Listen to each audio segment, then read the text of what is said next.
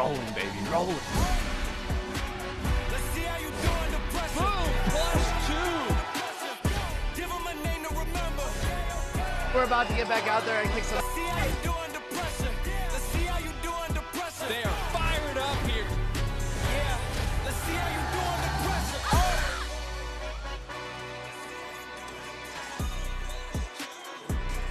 You're watching Intense, brought to you by Visit Sandy Springs. Welcome to a crisp spring night in Atlanta, Georgia, where hot Atlanta weather hasn't arrived, but this place was on fire last night. Inside Assembly Yards at Stage 5, the 2026 season opening debut occurred yesterday, and boy, was it rocking. We come back tonight for 2 more arcs, and what a great crew we have with us. I'm J.Y. Obona, Nick Monroe, Maria Mateus, and Nick, you got to experience this a little bit earlier today. What are your thoughts so far? It's amazing. I mean, having the Challenge Series team, we played against some of the pros, and we got the W, and just feeling the energy of it, you know, having the 3 men and the 3 women on the same team. I mean, everyone was so juiced up, and we got it done. And everything that's about this format that is so different than traditional tennis, Nick got to experience it firsthand.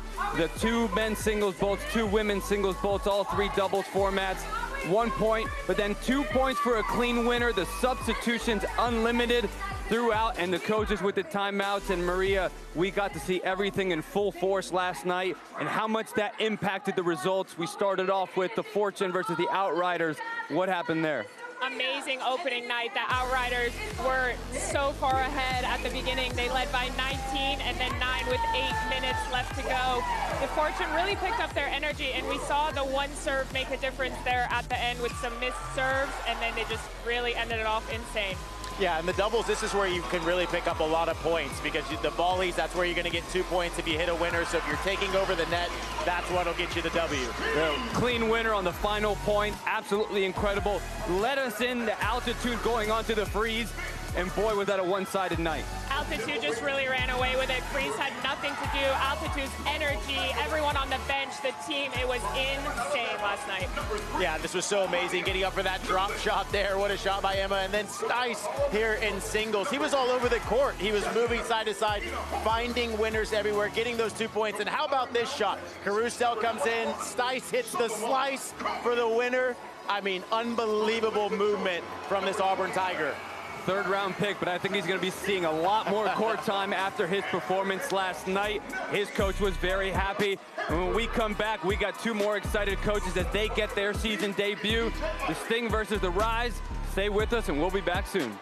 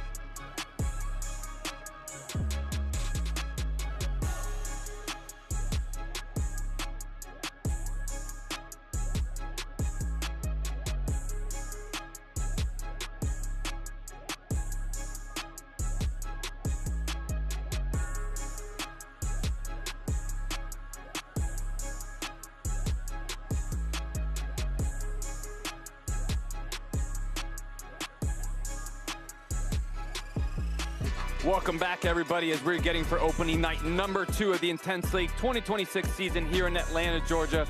Sting versus the Rise are coming up, and we get to introduce the 4th member of our team, Kelly Crow, who's courtside with Tanya Sasnouskaya. The #1 overall pick for the women, who will be starting season number 2 with Team Sting. You were part of season number 1, though. How different does it feel so far for you, T? I mean, first of all, I'm just very proud of the organization in itself. I'm very happy that we were able to have an opportunity to extend it to season 2, so much bigger, new home, 8 more teams. I feel very proud for the company and for everything that we've done in the last season. Hopefully, all the best stuff is yet to come.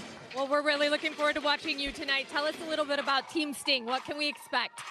Honestly, I did not expect myself to really get to know each other so well in only a week, but I feel like I'm ready to die for these people, and I'm very excited to start. I swear to God, yesterday, every single one of them was, I can't wait to get in the court and fight for y'all tomorrow. I love it. Well, we love the team camaraderie. We can't wait to watch you play. Best of luck this season. Thank you so much. Go Sting. Guys? It's a quick look at Tanya Sasnouskaya, but now let's look at the lineups. Maria, these lineups brought to us by Emory Sports Medicine. Starting off with the Sting there, who stands out to you? For Team Sting, led by Natalia Pluskota Hamburg, we have William Nolan and Finn Merget, both Brits and teammates at Auburn, and Tatiana Sasnouskaya, which we just saw, first draft pick. She played for Team Atlanta in 2025. And for Team Rise, led by Marcos Ondruska, we have Kevin King, Georgia Tech Hall of Famer, 2025 Team Atlanta, and Carson Tanjuli, won NCAAs at UNC with her team, as well as the NCAA title in 2023. Kevin King, the one returning player. We'll see how it goes as we send it down to the coin toss with Helmut Capistal.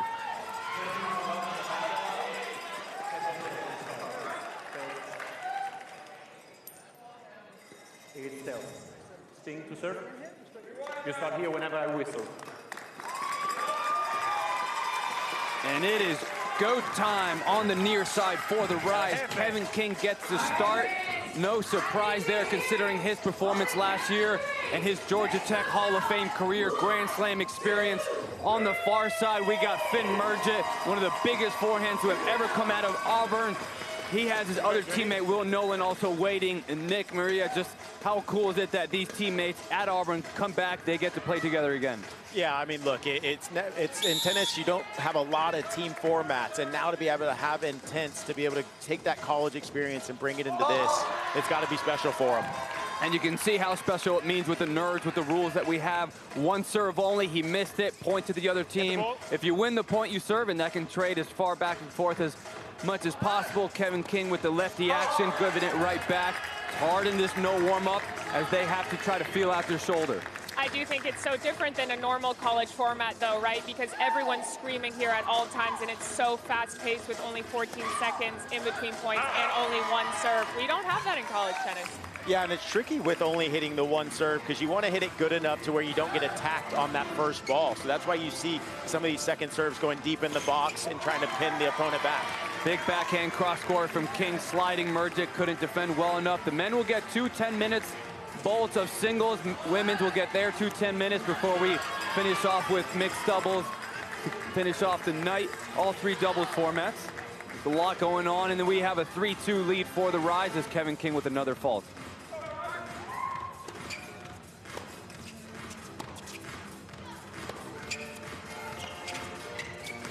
Wondering how long Kevin's going to want to stay in that baseline. He loves coming forward with his size, forces a little bit, but sometimes you want to see that from your player early on. Yeah, you could see Kevin King just trying to get to the backhand there of Finn. You know, you talked about Finn has such a big forehand, so he's trying to get to the backhand, get into the net. But just there's some nerves that we're seeing from Kevin King, especially on that backhand wing, just not having enough racket head speed to get that ball up and down, but I'm sure he'll figure it out. Maria, we saw this with the teams last night, the anticipation of this. You can practice as much as you want, but this arena is special. No, there's no way to replicate it other than just coming out and doing it. And I think the team that can come out and learn it as quick as possible is the one that's going to be most dominant. 8 minutes remaining in this first of 2 10-minute singles bolts. 5-3 for the Sting on the far side. That's a big backhand by Merget, deep middle. You know, Nick, you've been at the biggest Grand Slams in the world. You've played at the biggest stages. How do you handle moments like this? Yeah, look, you just have to stay focused on your plan, and that's getting deep second serve in the box. And for Finn, he's going to look to try to find his forehand. So you want to try to find what your biggest shot is. And then also, you know, what I was telling the team earlier this morning is keep your footwork moving, keep the feet moving, because when you are nervous, your feet stop. So you want to focus on the footwork and then stay aggressive. Kevin King is going to try to find that aggressive return. He's missed a few. Finn's not going to let him. Misses that backhand just long. Let's see if King, who's got a huge lefty serve, if he finds that rhythm in the serve and volleys, +2s can rack up quickly. I do love the Kevin King serve, especially with him being 6'3", and I want to see him looking for that heavy forehand to Finn's backhand. Try to get it above the shoulder a little bit. What an amazing shot there by Finn. Not good enough from Kevin. And that's the danger when you come forward. If you don't hit a good volley, you give your opponent a +2 opportunity. When you hit that clean winner, you go back and you serve on the same side. 9-4 for the Sting on the far side. Another missed return, third one of the night for King. Yeah, I'm seeing the owner of Sting, DJ Irie over there. He's pumped up for his team right now. We noticed how much the energy from the sideline mattered for the altitude. I wonder if the Sting were watching last night. Irie as well. They're going to try to bring some of that, a little bit of nerves and calmness as we see Matthew Terry coming in for substitution for Kevin King. Matthew Terry, the local from Kennesaw State, trying to now show some of his skills tonight. It's so cool here to have substitutions because in normal tennis, we don't have that. And here you have to come out and try and play your best tennis. That's unbelievable. I think that's his best tennis from Finn. But you don't know how long you're going to be on the court. If you don't play well, you're going to get pulled. You have to make every moment count here. Yeah, and it's always interesting to see how long the coach will keep their best player in. So Finn's playing extremely well, up 13-4, make that 14-4. So, you know, you get only 12 minutes as a player, max of 12 minutes. So see how long he's going to keep Finn in there. Well, there's 4 of them right there, but Natalie Pliskota-Hamburg, the coach for the Sting, Gonzaga leader as well, 14-4. And this is the hard part when you come in against a player that's hot like Merja, is that he's warm, he's ready to go, he's loose. Terry, he's coming in cold, and so he's gonna have to try to find some of his best tennis really quick until he'll be out. And that's the problem. You see some of the nerves, short arms. When we're nervous on the forehand side, you can see how you struggle with that follow through. You're tense, you can't let it go. Spins it into the net. Yeah, I think the biggest thing is you got to go for big targets. If you are nervous, keep the racket at speed up. Go for big targets in the court.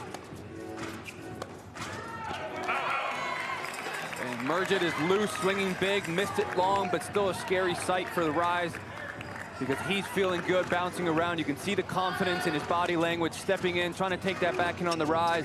Big kick, but right off the line, Merjit steps in, and when he lets it go, ooh, that was close. As we get Juan Carlos Aguilar getting his first action of the night for the Rise. Sorry, Sting. What I do like to see is that both teams are bouncing around on the sideline. They're encouraging their teammate, but they're also keeping themselves warm, knowing that they might be put in at any moment. And we saw it last night with the altitude. Them having such good energy just really propelled them to get that win. One of the things I wonder, Nick, in these moments, you know, when you're really nervous, why not go really far back on the return, actually? Take big cuts. You have a little bit more space and time to see the ball, and then you start to work in after. Yeah, I think, look, you're exactly right. You got to get your feet moving, and then you want to go for a big target. So I think even just aiming down the middle of the court early on in rallies, just get the feel of the court, get the feel of the ball, make your opponent go for something they don't want to, and then you can find your open target.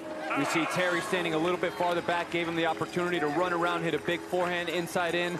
17-9, Sting on the far side, Rise on the near side. Toya Bush-Harris, pulls partner for the Rise on the sideline for her team, cheering them on. Yeah, and it's tricky because you want to go for a big shot so you get those 2-pointers, but then that's when the mistakes can start to creep in. So keep going for bigger targets and wait till you feel good about your tennis. Going for a little bit of serve and volley, got that toss too far forward, flattens it out, point for the Rise. Good to see him trying to come in there, though. Juan Carlos Aguilar, he has had a lot of experience actually playing in Davis Cup for Bolivia and Canada, and he has ATP Challenger titles in doubles, so we'll see him moving forward a lot tonight, I think. Another Bolivian in the Intense League, Raul Garcia as well, played last night, did not come away with a victory. Charlie Aguilar going to try to have a different outcome tonight. This looks like one of the most calm rallies we've had of the night. Misses that backhand in the net. Yeah, and the court does play kind of slow medium, right? So it gives you time to get into the rally if you just stay patient and wait for your right opportunity.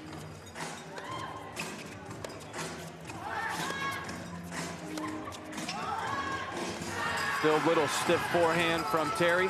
Yeah, I feel like that's the type of rally that Aguilar wants right there. Go a little bit further behind the baseline, just extend the rally. He senses his opponent's feeling a little bit nervous right now. We see Elijah Paritsky with a racket in his hand. Kevin King as well, both of them looking ready to go in at any moment. Unlimited substitutions at Intense, but there's no warm-up, so you got to go in. We see that in a lot of other sports, right, where you go in, substitute it, but you don't really have a great warm-up and you got to be ready. Tennis players are trying to learn that here as Aguilar is trying to learn. His backhand misses that wide. Yeah, and it's nice that the teams have the two bikes on the sideline to kind of just keep the spin, keep the legs going before having to come in. Kevin King back in with his third fault of the night.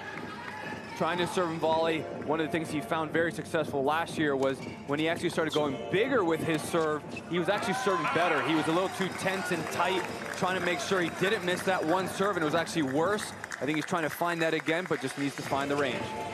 I think that happens a lot when you're like, I don't want to miss, I don't want to miss, and then you end up missing a lot more because you're tentative. It's important to just go for it. Even if you only have one serve, it'll pay off. And how about the pressure that you think Kevin King might feel? First round pick, biggest salary, comes with the biggest expectations as well. Yeah, it sure does. And always, it's like, you know, when you're playing in a normal tournament, your first match at any tournament is always a little nerve-wracking, right? You're trying to get the feel of it. And so I'm sure Kevin King will start to feel the ball a little bit better here as it goes along. Oh, no. Maybe not. Misses that serve outside of the alley. You thought that backhand passing shot down the line would get him going. Not yet. 23-16, Will Nolan. Auburn Tiger seeing his first action. Big lefty to lefty action. Big backhand cross court, trying to find that approach. Forced error instead. He'll take that. 23-17, Sting on the far side. Last 45 seconds before a quick break, then another 10-minute singles bolt. Trying to go for that short kick wide on a court like this. When you see your opponent going back, sometimes you think on this jumpy court, you can get it to jump wide, but if you're not finding it, you got to go somewhere else.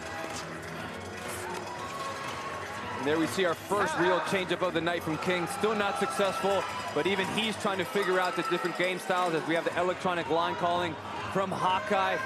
So loud in here, the fans can scream and shout in these final 15 seconds as much as they want, and that's why we have the lights flash red in case you didn't hear the call. 10 seconds, looks like Kevin's gonna run this down for the final point. Kick to the backhand, he's gonna miss that return wide. I think Kevin is gonna be happy to have that point. Maria, what'd you think about that first bolt? You know, I think everyone started out a little bit slow. I think everyone's just trying to get their feet under them. And, you know, I trust in Kevin King. He played last year. He knows a little bit about the format. Obviously, coming again is a little stressful because he has something to back up. But I think he'll come out on top here, and I'm interested to see if he comes back in again. Well, the Rise are going to welcome this break as they can regroup down by 6. We'll be back in a few minutes.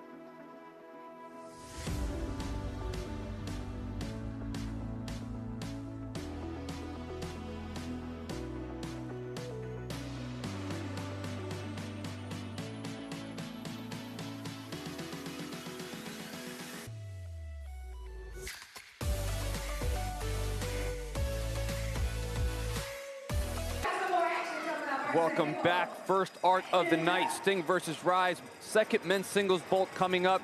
Sting up by 6, but Nick, I wouldn't say they're playing great. Yeah, I wouldn't say. I mean, look, there's a little bit of nerves from both teams, I felt like. You know, and I feel like now they're going to be a little bit more relaxed. They just have this little breather just to kind of take a second, you know, maybe stretch out the arms, stretch out the legs. And I think as a coach, you just want to say, hey, stick to your rhythm, just breathe and bring in your targets. You don't need to go for winners early on in rallies.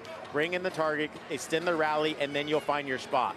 Looks like Finn Murgett for Sting going to be back in, going up against Kevin King, trying to find a little bit of a rhythm. And Maria, we saw last night how important it is just within the first bolt and two, just keep it within striking distance.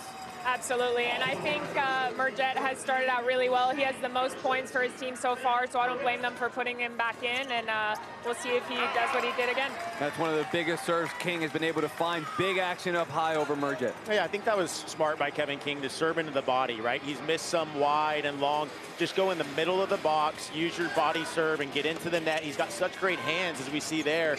Little short volley. He knows how to get on top of the net. And why are those serves so effective into the body?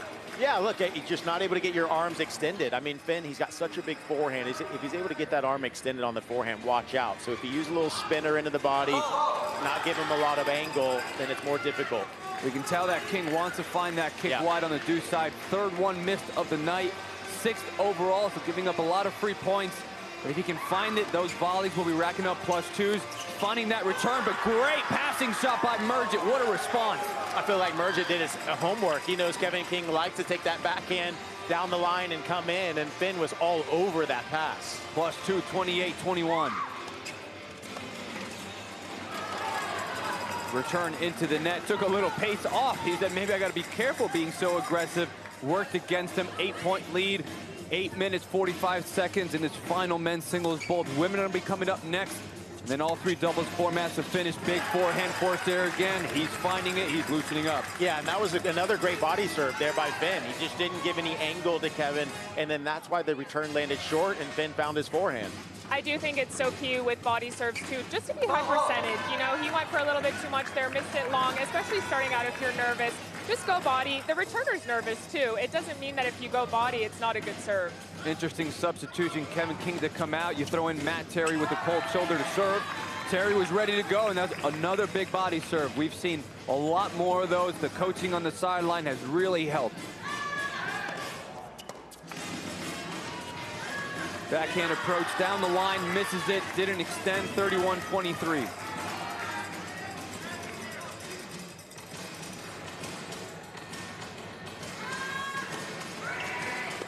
Terry standing pretty far back, gives Murgett a little bit of time to run around it, attacks him, puts him in the open stance, and misses it long. Yeah, and Finn's at about that 7.5 minute mark, right? So he's only going to be able to go another 4.5 minutes or so before they'll have to maybe change out their singles players. So interesting as a coach of how long you leave your best players in the lineup. Big forehand misses it wide. Terry going to try to grind out a few more points when he's on the return. On the serve, he's going to try to attack a little bit more. 2 different game styles depending on if he's serving or returning. Another body serve again. You can see a clear differentiation from the first bolt to the second. Yeah, and you can see Finn's trying to take that second serve return early, but that's why it's smart to go into the body if you feel like they're trying to get inside the court. Don't let them do it. And there he tried to go a little bit of kick wide, and it didn't work out. Murgett was able to extend backhand down the line. And how do you guys feel about just a big return down the middle as well? Sometimes the server is not ready for it. They might be squeezed. The returner actually might get a short ball from that. Yeah, 100%. Just don't give them any angle if the ball's not there. Big forehand inside out, +2. Massive forehand. You mentioned it at the beginning of the match, how big Finn's forehand is. There it was. Sting with a 10-point lead, biggest of the night. Goes back to serve on the deuce side. Terry going to try to go back, deep return thanks to Maria. Great coaching. Is he going to come in? No. Slice. Terry finds the inside-out forehand. Keeping him pinned back there. That's the point Terry wants to see. Do not want to give Murgett forehand. Yeah, that was a heavy ball there by Terry. Short kick out wide, gets a short forehand. A little too cute and soft, but it works out. Finds the right side. We saw that last night. Some players hitting good shots, but to the wrong side of the court and got punished for it. I think sometimes when you hit such a good serve, you got to sprint in. I think he was a little bit too late to that, especially with these 2-pointers. If you can get to the net early and you can take time away, it's more important than hitting a big ball. Murgett responsible for 26 of the team's 36 points. Time running out on his singles limit. Another deep return center. Yeah, Terry's done a great job on that return of going a little bit further back now. He's giving himself time to get that ball deep down the middle, as you mentioned, Maria, on the return. Doesn't get that body serve wide enough. Forehand volley, drop shot winner, +2. Yeah, Finn feels so comfortable in those situations. He's actually one of Auburn's most decorated doubles players, and he's a doubles All-American, so he wants to be inside the court. And for a format like this, that is exactly who you want on your team. Another forehand inside out with a big fist pump to his team, knowing that right now he feels the momentum to stretch the lead as women's singles coming up next.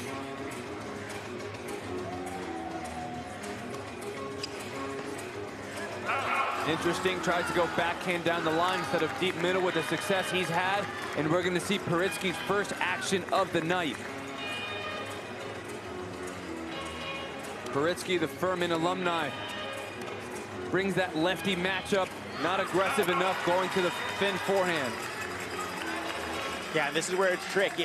You haven't been in, the entire time. So you really got to come in with the energy and get ready to have some big firepower if you're the lefty. And what's very different in this format versus traditional tennis that we have not seen the coaches use yet is timeouts. Yeah. Each team gets 5 timeouts. They can be very effective at changing momentum, getting the coaching in, and just changing the emotion of the match, but we haven't seen either coach using them. But a lot of that is, it's their intense debut. They're also trying to feel this out. They feel the nerves of the moment as well. And those momentum shifts are so important. In traditional tennis, we only see them with bathroom breaks or set breaks or injury timeouts. Here, they get to call them and they get to make those momentum shifts happen. What an amazing point again from Merget. Yeah, I mean, that's been so key from Ben Merget, just to get into the net, take advantage of that backhand slice that was floating through the court there. Paritsky trying to run around that backhand, finding that lefty forehand of backhand matchup, but Merget is letting it go. Look at that. Forehand ain't just my good side, so is my backhand. Absolutely lacing backhands, and he came up on time, didn't he? Got close to 12 minutes. Had to pull him out. And then timeout. And we get our first Emory Sports Medicine timeout, and we'll go into the huddle. Let's go! Hey, great job! Great job! Great job! Yeah. Hey, can you start it? Okay, let's go. Finish this thing out, okay? Come on. Just be solid. Take your time. Okay, come on. So good! Oh, yeah. Keep working that backhand side over here from this guy over here. Don't get him over here. Yeah, it doesn't matter. It's no big deal. It's a start over here, right? All right, let's go, bud. And there we see our first center line mic'd up moment of the night. We see the two differences, and one is all just great job, and the other one a lot more coaching. Yeah, a lot more coaching. Andruska telling his partner there, hey, go to the backhand here. We'll see if he's able to do that. 16-point lead for Sting on the far side, biggest of the night. Will Nolan getting his second action, trying to go that short kick wide. This is the interesting part. Lefties are so used to playing against righties, but now we got a lefty-to-lefty matchup.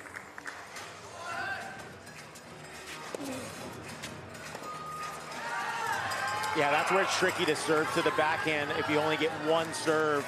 We're seeing both these players able to run around and find their forehand on that second serve return. Forehand inside out, going to the backhand. Now he whips it forehand to forehand action. Changes it back to the inside out, puts Paritsky on the open stance. Able to step in, but not good enough, couldn't take advantage. Yeah, Paritsky's got to keep up that racket head speed on the backhand. He's a little bit nervous, and so the racket's not getting through the air quick enough to bring the ball up and down. Paritsky did a lot of training in Mallorca, and he learned to hit that heavy ball and be more of a grinder. In this format, you really have to step in a little bit, and we see him hitting that high ball. It's just not good enough. He needs to accelerate a little bit more, and we have another substitution. We have Kevin King back in. And as much as Paritsky shouldn't like these courts, the game style coming from Spain, learning a lot on how to play those kind of slower courts, just struggling to accelerate. Coach has seen enough, puts Kevin King back in. Slice approach down the line, but floats it long. 48-31, rides on the near side, trying to see if they can close this gap just a little bit for their women to come up and help them. One of the true team format here in Intense as Kevin King tries to serve and volley. Big overhead +2. That's the King type of tennis. Yeah, and this is where Kevin King is going to feel good. You know, this is the third time now coming into the singles for Kevin King. So now he's really going to feel comfortable on the court and feel the energy. Another serve and volley. Gets it low. Couldn't get it up. 49-33. Minute and a half before women's singles coming up next. Total score accumulates throughout the whole night. Just one score, but every point counts, including serve faults like that. Something I would love to see tonight, gentlemen, is some quick serves. We haven't seen any yet, but here at Intense, we can do underhand serves, we can do whatever, as long as it's within 14 seconds. King trying to find that serve and volley. Yeah, I feel like right now he could serve because Kevin's not ready, but they're kind of taking their time. I think both their heart rate's pumping. It's moving so quickly. And I think one of the things I always tried to preach at, and I think they did last night, is learn from the mistakes of others. And we saw how many quick serves were hit last night. They lost every single point. Because it's one thing, the concept is great, but if you don't practice it, it won't work. And we know King practices those volleys. Great point. Rise trying to come up. I think sometimes they want to stress out their opponents, and they end up actually stressing themselves out and rushing themselves out. Another short kick wide miss, fourth of the night for King. Final 30 seconds, 15-point lead as Nolan gets a little coaching from Coach Hamburg. Return coming in the net, not good enough, backs up. Good vision, gets himself back neutral to rally, runs around that backhand. Great forehand inside out, fist pump from his team. Let's see if he can sneak in the serve and volley +2 in these final 10 seconds. Yeah, and that was the game plan from Coach Andruska. Find the backhand here, see if he can this last point. He goes out wide, there's a serve and volley, tries to fight it off, inside out, not +2, but he'll take that +1. Gets it to within 13, Nick. Trying to find a little bit of better tennis from Kevin King there. Yeah, look, look, both teams are trying to find that energy, trying to find the court. Kevin King, that was his third time coming in the singles match. He felt a little bit better, and now the women will be able to come on and do their thing. We'll see how the Rise and the women's singles, if they can step up. Some great tennis from Merge It, but when they pulled them out, that hurt them just a little bit. We'll be back in a short break with women's singles.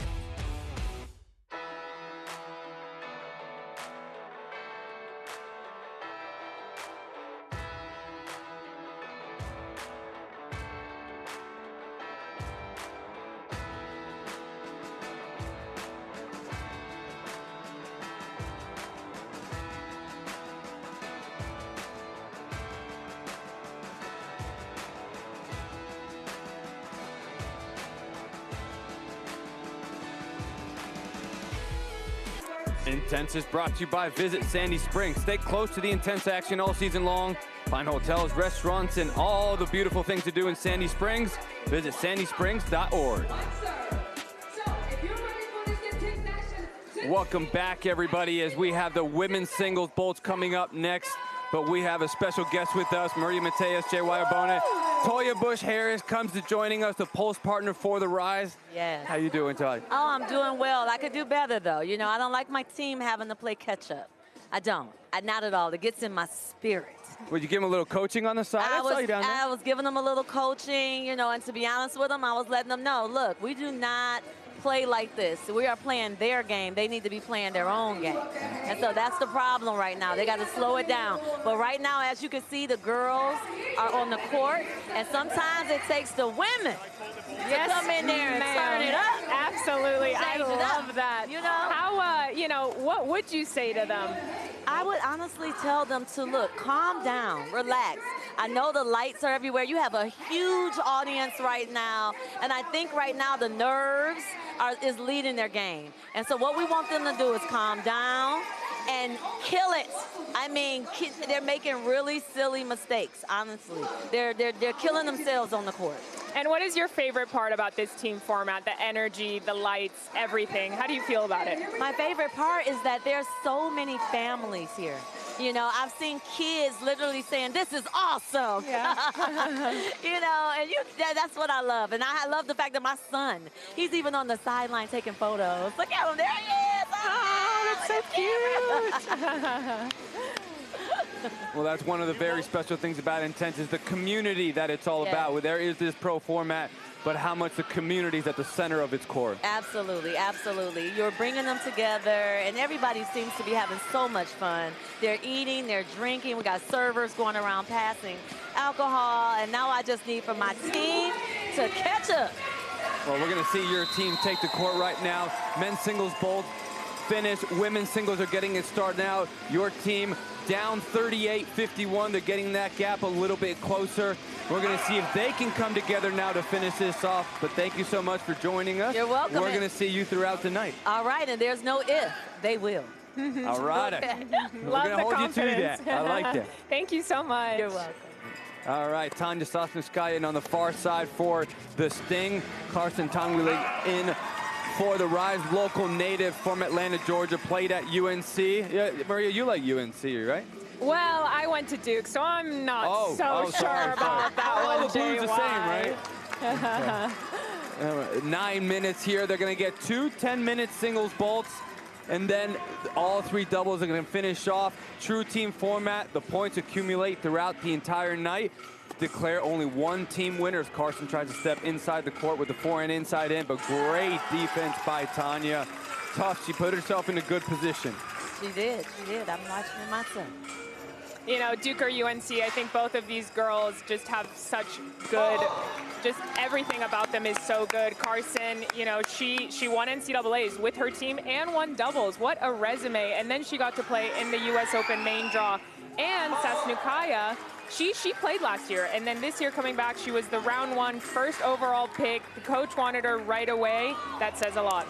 2 absolute college stars, but tonight, all of that is thrown out the window. It's how can you compete in this format? We saw the 1 serve already be a little bit of trouble. You only get 1 opportunity.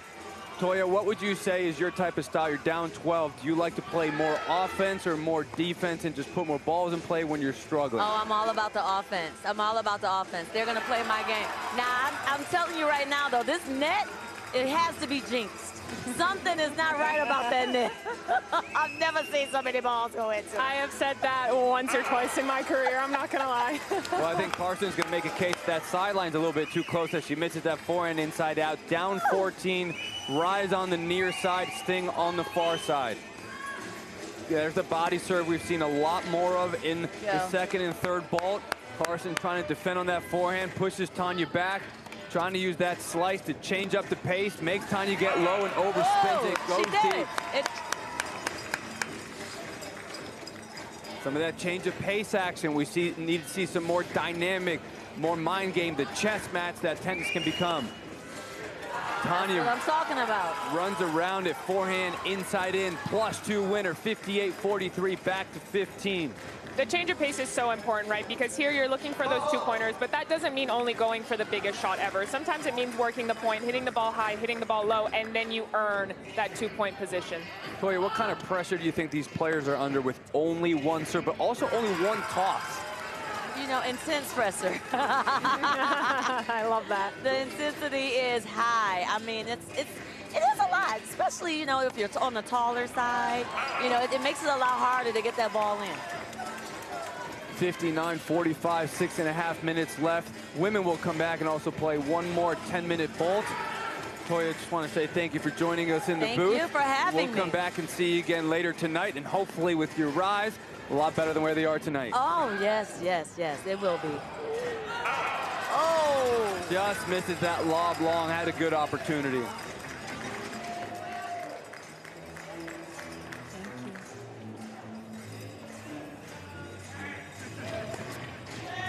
Another serve long. We're seeing some of these faults. Third one of the night for Snasnouskaya. It's tough with just one serve to find that rhythm, especially with no warm-up. Trying to play aggressive, misses that forehand inside out long. The #1 draft pick, comes a lot of expectations.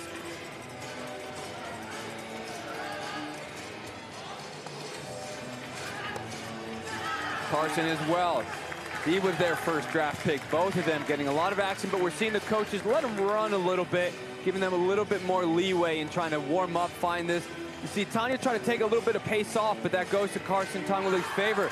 But great defense, pulling it out of Stice's book from last night with that short angle slice pass.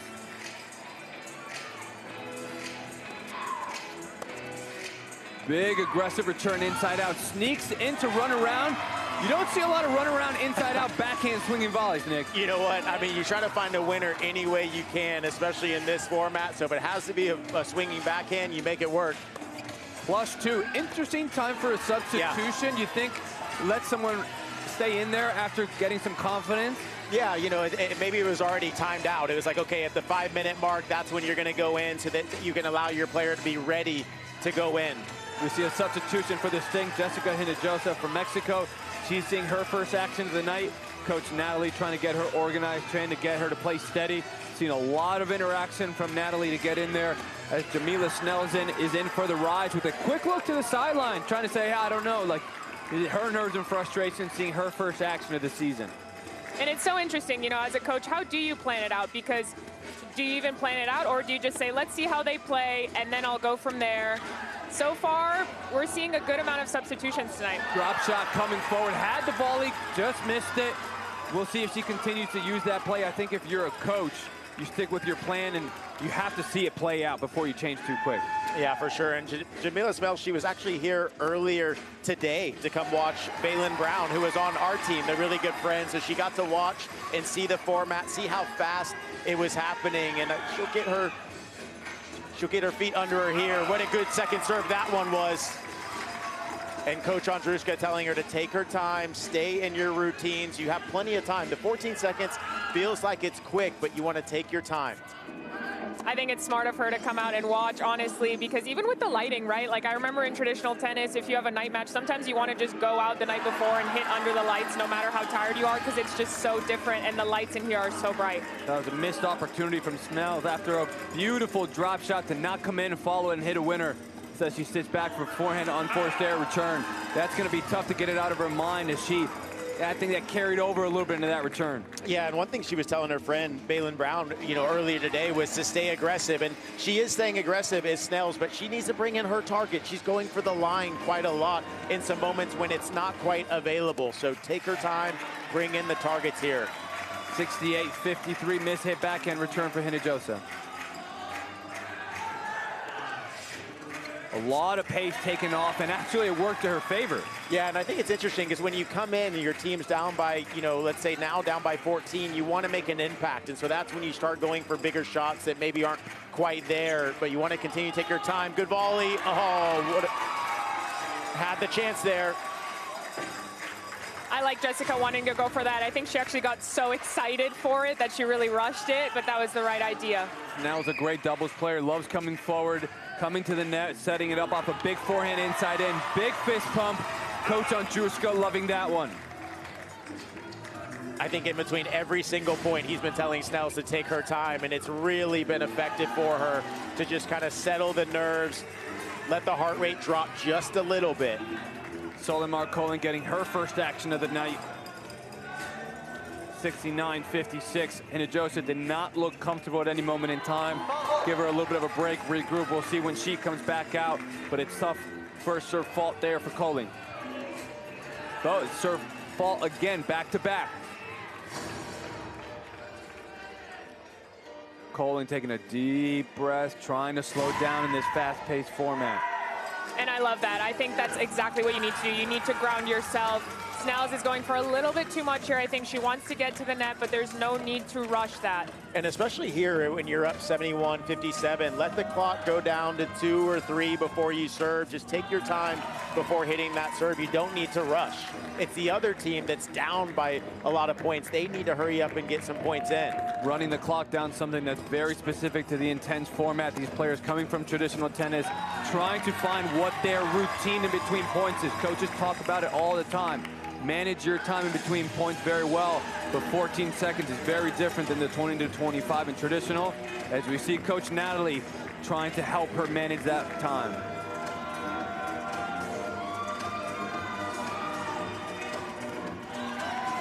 That's a tough balance as well, right? Coaches always say you want to play with the right energy, but then when you're too sluggish, they want you to pick it up, but you can also go too far, and the same way on the other way, right? You can be too slow, too relaxed. Oh, what a big forehand there from Snells. Andruska telling Snells once again, take your time. You have plenty of time. But you're so right, it's so hard to find that balance of being quick with your feet, but also just a few deep breaths. Final 20 seconds before the second women's singles bolt. Serve into the net for Snells. That 10-point lead. Sting had a bigger one a little bit ago, but the Rise are keeping this within striking distance. Colling really working that clock to use her breath. We'll see if that impacts her. No, great serve. Bigger return by Snells. Sets up an offensive opportunity. Huge forehand inside out. Big fist pump towards the sideline. Andruska loving the way she finished that, Maria. Yeah, that was way better from Snells. I think she really started moving forward, but having big targets. She's hitting a huge ball. She's looking really good, very clean strokes. I'd like to see her keep going. Well, let's see, Rise starting to play a little better. They're starting to rise up for the Sting. Snells being a big part of that with forehands like this. We'll see who the Rise is going to keep out if Tanya comes back for the Sting. We'll be back shortly.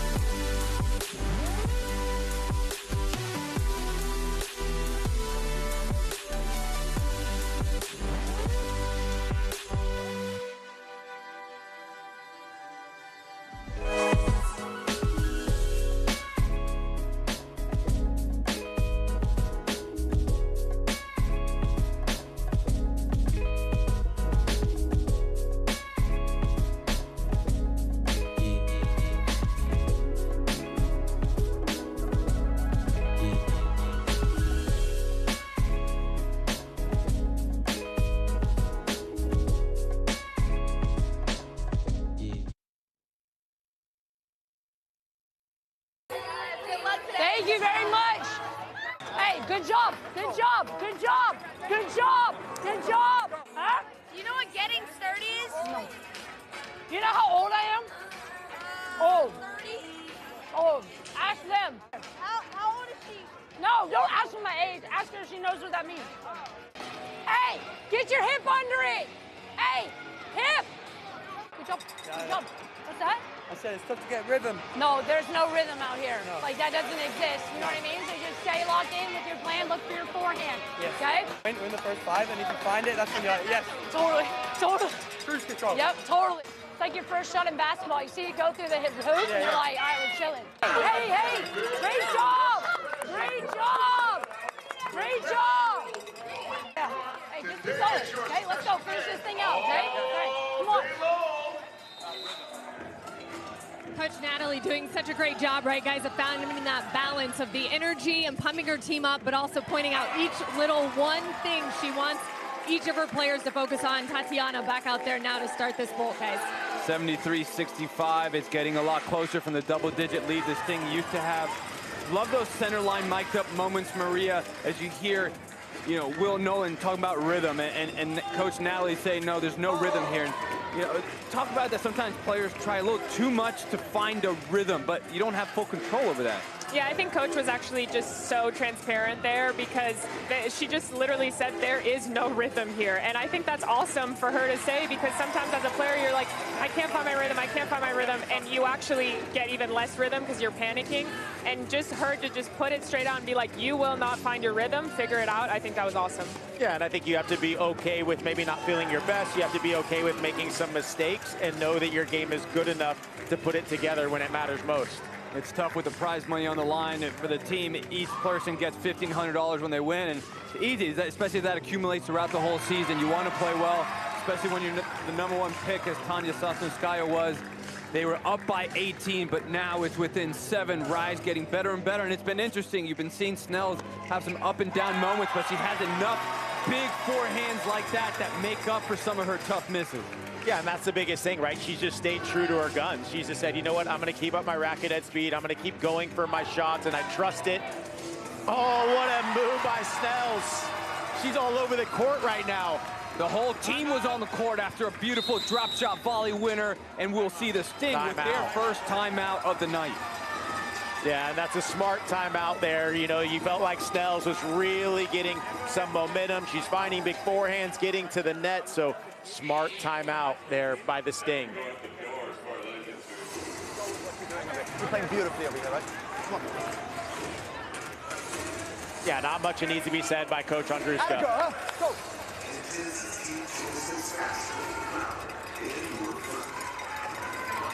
That looked more like a coaching, just momentum stop as opposed to strategy talk. Yeah, when you're Coach Andruska for Snells, it's just like, hey, keep doing your thing, trust yourself, go for your big targets. On the Sting side of things, just want to take a couple deep breaths, try to slow it down, maybe put a few more balls in the middle of the court and play a little defense if you have to. I'd like to see a little change of pace, too, from Sting when you're playing Snells. I think Snells, you know, we've said she's missed a couple of shots, but at the end of the day, she's put the most points up for her team, and she's going for it. And if your team Sting, you want to get it up on her. You want to get it low. You want to change up the rhythm for her a little bit. Back within 3, we see the wonderful use of the timeout to ruin the rhythm. Very interesting how eager Snells was to play. 20 seconds were left in that timeout, and she was just standing there wanting to play. So eager to continue this high level of tennis as she has got it from within 18-3. Big forehand inside in. Forces that error. Fist pump. Cooperstein loving it from the Rise sideline. And it just shows you how fast things can happen. You can really start to find your form. When Snells first came out, couldn't really find a forehand. She couldn't find the court, to be honest. And Coach Andruska said, take your time, and it's really helped her tremendously. The benefit of the patience and trust that a coach puts into the player and rewards them, misses that return. See if Tanya can try to turn things back around for her team. They're up by 4, but it doesn't feel that way. For the first time, we see one of the intense rules put into play. We play Let's It Intense. If the serve hits the net and goes in, we actually play it. We want non-stop action. I think the Sting were looking to stop the action a little bit ago, but now they got to work with Snell's big forehands. And the drop shots set it up nicely, unfortunately in the net. Yeah, she's made a couple of those droppers that have really been effective off of her big forehand, and that one misfired, but it's still keeping her opponent off balance. Interesting to go into the strength of a player. Sometimes we try to find that weakness so hard, we actually don't find it at all. Sometimes you got to go right into it to open the court to get to that weakness and get the missed return. Taking a little too much pace off, Tanya did there. Crushed return by Snells. Yeah, that's tricky. That second serve was a little too slow in the middle of the box, and Snells is going to eat that up every single time. And I think if you're Tanya, you just have to weather the storm. It's hard to get rhythm, like we talked about earlier, especially if you're playing someone like Snells. You know, you can get a ball like that, or you can get her just Mach 10 winner on the line, and it's just too good. So if you're Tanya, weather the storm, keep going. Timeout by Sting.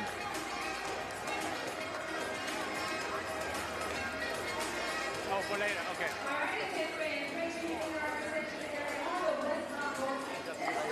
Okay, and then again, be ready for maybe back end of the match over here, right? One more round over here. Carson, what number are you in? What number? What? 23? 23.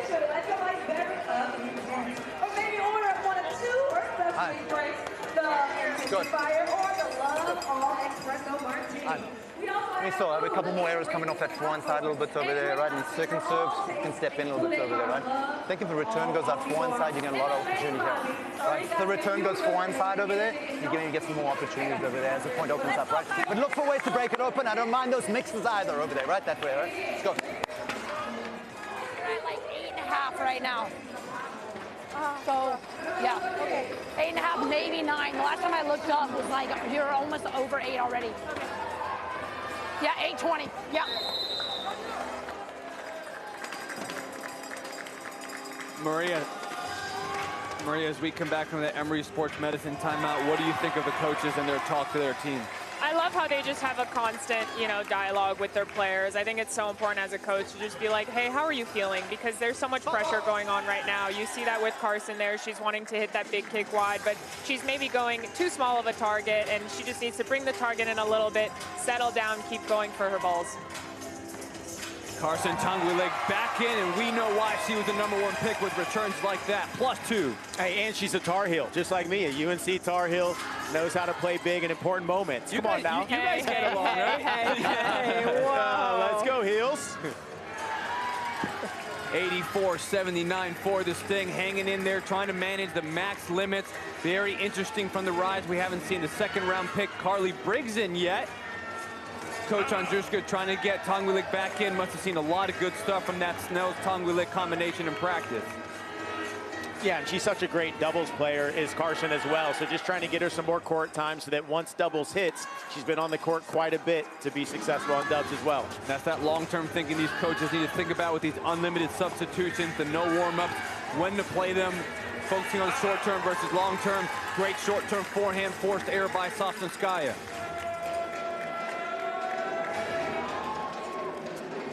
He's taking a lot of pace off that serve. Gets that volley opportunity, and great volley by Tanguilek, but also smart by Sosnskaya to not just throw up a lob and give Tanguilek another opportunity for a +2. Yeah, and I'd be wary here. I feel like Tanya's getting a little tired. You know, you saw her run for that last ball and just kind of hit it down into the court. She didn't give that extra effort to stay in the rally. So I think as coach, she recognized she's going to give Tanya one more point before she brings in the next player. Kick out wide, above the shoulders of the backhand, but good return. Defends with the forehand. Tanguilek short angle forehand, forces the forehand down the line. Great backhand cross court, sneaking in for the swinging volley, +2. Yeah, and I noticed prior to that last time out, Tanya did ask coach, hey, how long have I been out here? And she said, well, you've been out here about 7 minutes, 7.5, I believe. So that's why she got a few more minutes in. But yeah, a little tired there at the end. Great time for substitution. Great kick wide, throwing up the return. Hina Joseph back in, seeing her second action of the night. We are tied. I love the way Tanguilek's playing right now. You know, sometimes in tennis, it doesn't even matter how good of an approach you hit. It's just getting up there and your presence at the net, because the opponent sometimes freaks out. They think they have to hit way too good of a ball, and they really don't. Oh, Tanguilek had the opportunity to take the lead for her team. Hina Joseph floated that ball up, misses the volley wide. Sting maintained a 1-point lead. Big body serve, runs around it. Tanguilek sets up an offensive play, back to neutral. She's gonna open up the court again. No, goes high above the shoulder of the backhand. Deep center, forces that error. So we talked about the body serve with the return and the serves. Now we're seeing deep middle ground strokes as well. Yeah, Tanguilek is doing a great job of getting it deep in the court and then being able to set up that short ball because of the depth of her ground strokes. It's been impressive. Tangwilek trying to find that forehand as much as possible, running around the backhand, uses the chip backhand down the line. Hinojosa misses that wide, and the Rise have their first lead since 3-2. Wow. Things can change. And we saw that last night, right, in the first arc. We just never know when things are going to change. Momentum shifts happen so fast here. What a big ball there from Carson. She really wanted that one. I know she's going to have a bigger target on the next ball that she moves in on. Just under 2.5 minutes left before men's doubles bolts comes up. Let serve goes in. We play it, sneaks into the net. Flips it back up, +2. This might be what the Sting have been looking for. Yeah, that little bit of extra energy there, all that overhead. The Sting just trying to get her through these last few points here, last couple minutes. Serve into the net, 88-89.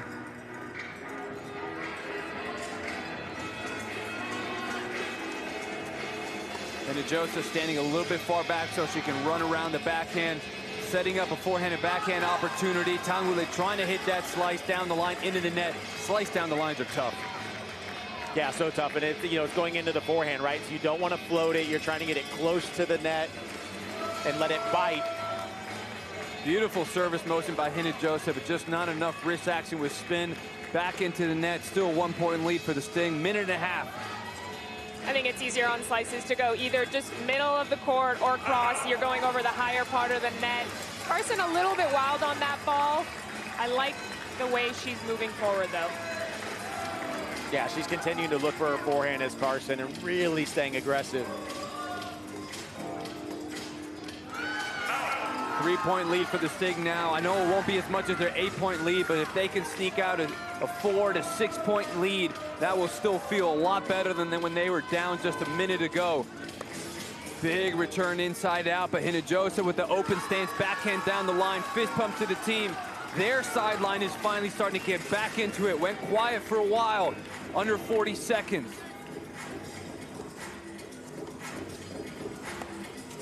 Big forehand inside out, just missed it. Tangwilek taking her time, being calm, composed as she tosses this ball up. Kick serve out wide, Hinojosa standing far back. Tangwilek's been trying to set up that forehand inside in for a long time, finally connects. 13-12, final seconds before men's doubles. 93-91 Sting. Big kick again, Hinojosa runs around it. Deep middle forehand, both deep middle back at each other. Sails that long 3-point lead for the Sting, and I think, Nick, they'll take that right now. Yeah, they'll take that. You know, it was good. It was a good substitution there with the last kind of 4 minutes as they brought in Jessica Hinojosa, and she did a great job of just kind of bringing it back together and taking up the defense there. I think we got two very happy teams. Even though one is losing, both of them are going to take a lot of confidence from that as we have the men's doubles bolts coming up. Stay with us.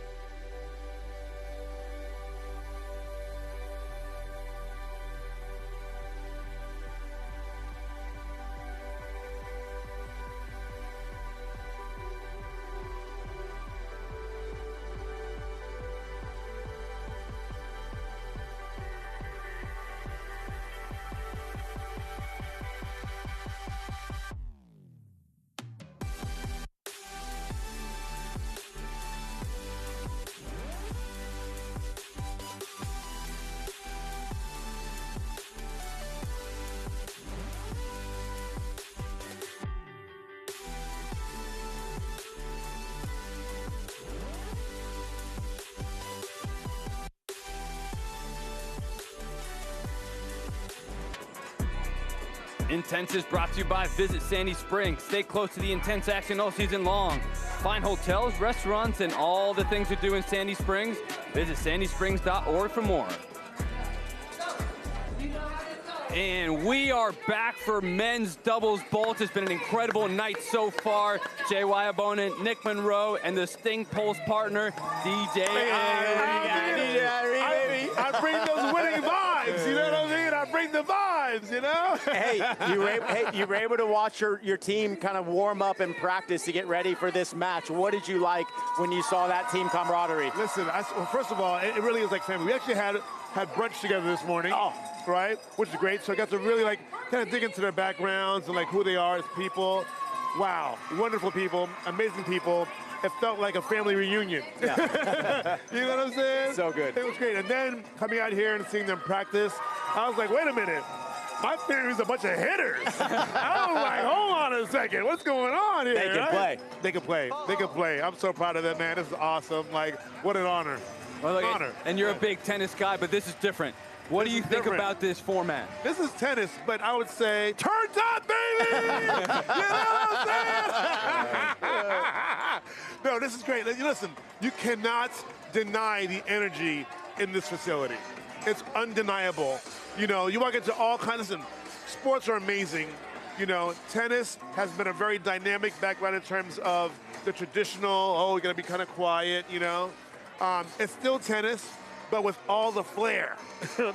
I didn't know I missed it, but I do. And yeah, you've always been a tennis fan. You love tennis. You know, you started at a young age. You've been playing quite a lot. How often do you play, and how much do you love watching? Now we're going to be watching some of the doubles. It is quick and fast. It's so quick. It's so quick. So you know what? I actually, believe it or not, I'll try to play like twice a day. 7, 8. Listen, I told you, he trains more than some pros. I'm doing points at 7 a.m. Yeah. And then I'm hitting with like a coach or whatever at 4 p.m. Yeah. You know what I'm saying? Listen, man, I got to get it down, man. I got a lot of ground to make up, you know? And then when you're watching doubles like this, you were able, you know, you were here yesterday, you watched a lot of the tennis. Oh, it's doubles is so fast, trying to take balls to the net. What do you love about this doubles format? Yes, this doubles format is absolutely amazing. You know what it is? They're called the bolts, right? So to have this 10-minute bolt, and by the way, that one serve, that changes everything. Pressure. Oh my gosh. And that clock's constantly running, so you don't even have time to celebrate. It's like, get back on serve, keep it going. So the pace is just like, you gotta just like stick with it, man. It's amazing. 97-92, the Sting on the far side with a 5-point lead. That's Irie's team, Carlos Aguilera. I like the lead, I like that, I like that. Mergit trying to step in. You mentioned the clock earlier as he gets that overhead, tags him in the back. Wait, did he touch him with the racket or did he tag him? Sorry. Body shots still only count as one. Oh, okay. Sorry, you might have to change that not rule. Sorry. Luke Jensen wanted it to be +3, but the rule hasn't changed yet. He shall not rise again, that guy, you know? Yeah, and you mentioned the clock, and I've been waiting the whole night until it gets down to that. Dos minutos!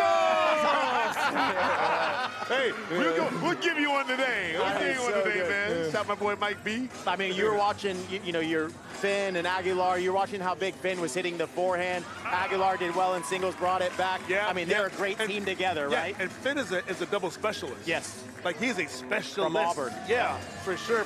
He's certified. King trying to use that certain ball.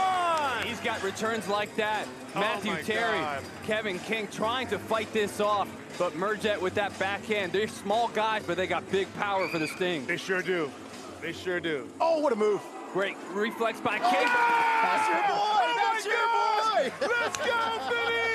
Let's go. That's your boy right there. Oh, Huge it's forehand. amazing. Huge, Huge man. forehand. Huge. +2 for the Sting. This is the energy they've been missing in that Come women's on. singles. Yeah, man. Yes. And you all had a big lead early on in the match. And Yeah, then, you know, we did. Things can get Thanks to close in Finny, this of course. Yeah, and things can get close in this format. I saw you talking to the team. Do you have some words for them? Some words of wisdom? Honestly, it's like this, man. You know, there'll be ups, there'll be downs, but just stick with it. You're here because you're supposed to be here, right? You deserve to be here. So just trust yourself and go for it. Love it. Man. Love that. Yeah. Oh, what a move. With a +2 post. Come on. Irie, Come on. Come on. Big These time. These guys Big are time. specialists. They're specialists. They are licensed and approved to be doing what they do. We were talking about Aguilar's play Davis Cup for Ecuador, Canada. He's so good. Look at so good. Reflex Matthew Terry going to try to serve up and stop the momentum that the Sting have been building since I rejoined the booth. They can feel the energy from Irie up here. It tends to happen, you know? Yeah. Misses that let's backhand down the line. Well, look, Irie, thank you so much for joining us. Dude, you're the man, we bro. appreciate That was you. so much fun, man. You're the man. You're I the want man. this job. Yeah. How do I apply? Hey, dude, You know? I think you just sent it in. Just sit up here with us. My guys. All right, man. You're the man. 106-97. Sting trying to keep this momentum building as Matthew Terry hits that volley just long. The energy is moving. 10-point lead, 6.5 minutes left before women's doubles comes up. Coach Natalie jumps up, tries to tell them they got the wrong service order. The clock's running down on them. Quick serve, gets it in play. Oh, and they almost took advantage. Just missed that volley. Just missed it wide, but almost with an incredible bounce back. Great coaching by Coach Natalie to get him ready. Kevin King trying to stay calm, understands from last season, still a lot of times, don't want to overplay. Serve into the net. That's his 8th fault of the night. When you consider they're down 9, those 8 are impactful. Yeah, that's a lot of doubles there coming from Kevin King, but got some time. And in doubles, you want to see the men move as much as possible, as well as the women, right? Sometimes just moving at the net, even if you don't get volleys, stresses out your opponents. Reflex volley, King, backhand return winner.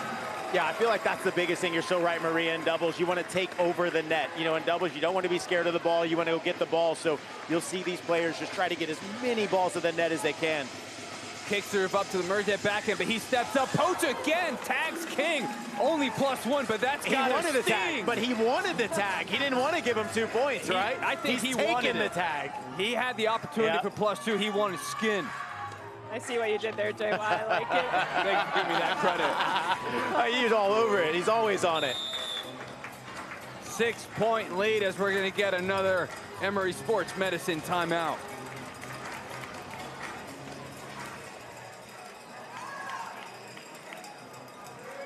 Oh, yeah, way too much. Oh, so you got to know when you're serve. Okay, we're good. Just take your time. Y'all are in control, all right? Hey, great job.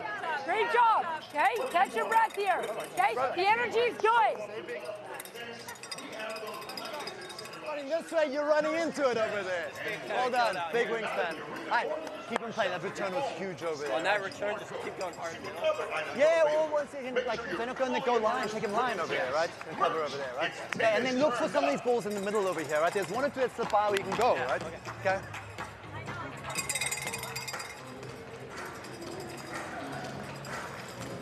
Some great centerline mic'd up moments. 2 confident coaches and teams. Yeah, I mean, look, in doubles, they know how fast things can turn. So you just want to be positive. You want to show good confidence in your team. Take over the net. They got to make the serve first, though. I don't think King's made one kick out wide tonight. Yeah, I think he's got to throw that serve away, just at least for tonight, and then work on it later. And I think from the coaches, too, like I said last night, these players are a direct reflection of the coaches. And if the coaches seem stressed out or tense, the players are going to feel that way, too, right? So you need calm energy, which I think both of these coaches are giving right now. Big kick, but Merge has been all over that. They have not changed that at all. They keep serving him there. He keeps ripping it. When are they going to change? Yeah, and almost then you want to go I formation. That way you can slide it to the forehand or go into the body. Volley coming forward, topspin lob deep. Aguilar gets back, great overhead to the feet. And we see Team Sting actually doing I formation there, exactly like Nick said, and it really paid off because Merjet is all over the net right now. Tries to go for that body serve, misses it long, accidentally hits the rise bench. Is that going to be the spark that fuels them? Down 7. Yeah, where are you going to serve here? They went backhand last time. He went backhand line for a winner. Where will they go? There's your I body formation. They found the forehand. Coach Nick. There it is. Found the body forehand. Let's go. Hey, but we got Coach Kevin King on there, assistant coach at Georgia Tech. He knows what he's doing. There's more of a kick body, gets it up, jumps above the shoulder, makes it a nice, easy put away for Terry. 113, 108. Rise on the near side in the blue. Sting on the far side in white. Aguilar with Mergette returning. Off the neck, goes over. A little bit of luck on the side of the Sting there. You'll take it. A lot of the bounces going the Sting way, keeping them with a 7-point lead. Kick to the backhand, comes forward, great deep volley. Yeah, you can see why he's such a great doubles player. He stayed low on that backhand volley, got it nice and deep, was coming forward. Under 3 minutes before women's doubles comes up for 10 minutes. Mixed doubles to finish after that. Terry runs around, big return, even bigger forehand by Finn. Jeez, that was a laser by Finn on that forehand. Sometimes if you're gonna hit a return that big, go at the net person. Another kick up to the backhand. Great movement by Aguilar at the net, making King think, hits that return into the net. But I think that's a big credit to Aguilar. Yeah, anything as a net player to take the eye off the ball of the opponent there. Aguilar is all over the net, and the returners are really feeling it. They're looking at Aguilar. I think as a returner, just pick your spot. Don't worry about the net player. If it's going to go forehand, pick your spot. If it's going to go backhand, pick your spot. Don't worry about who's at the net. There's that movement at the net once again by the server's partner. Nick, you're an incredibly successful doubles player. How much conversation happened with how impactful the server's partner can be? Yeah, I mean, server's partner is everything, right? Anything you can do to take the returner's eye off the ball, whether that's a fake, whether that's a poach. And also, if you're a returner, one big thing that we always talked about was just pick your spot before the serve comes. Don't worry about the net player, and then that way you're going to hit an aggressive shot. There's King at the net, +2, volley winner. I think that's so well said, Nick, because as a player, if you overthink it too much, you end up either missing or actually just doing exactly the opposite of what you wanted to do. So sometimes you literally just need to make it and then be quick for the next ball. Aguilar to serve, Terry misses that serve wide. Minute and a half. Body backhand, sneaks forward. Great poach by Terry, but lost his footing a little bit in balance and misses it long. Yeah, I always say on those high volleys like that, you got to aim at the service line. He lost track of his target of where he wanted to hit it, and that's why he missed it long. Great reflex by Mergette. Aguilar, how well does he close? Yeah, you know, look, in doubles, you want to think about, okay, after the serve, my first volley, I want to be inside the service line and then moving forward. So a quick first step after the serve is important, and Aguilar has just been moving so fast, such a great athlete. Look at that first volley, and an even better move by Kevin King. 124, 113, final 45 seconds of men's doubles. King looking up at the clock, staying calm. For all of these players, the closer they can get to the net, the better, because if the ball hits anywhere on their racket, it will go over the net, and it will be good no matter what. 10th fault by King, big considering the 12-point deficit. Great return by Terry, but the hands and movement by Aguilar. I mean, Aguilar's almost jumping over the net. I mean, that's a great lesson, Maria. You're so right. The closer you get, the easier it is to put those balls away. Aguilar's all over it. Mergette decides to stay back this time, and the movement by Aguilar. This guy, MVP of the doubles match right now. Final 2-1, run it out. You got a 15-point lead. Maria, wow, talk about the Sting and that Aguilar doubles. That was unbelievable. Yeah, that was the Aguilar doubles, 100%. He was all over the net, and that's all that mattered in that doubles. He was on top of the net. He moved around. He did what he needed to do. Let's see what comes next.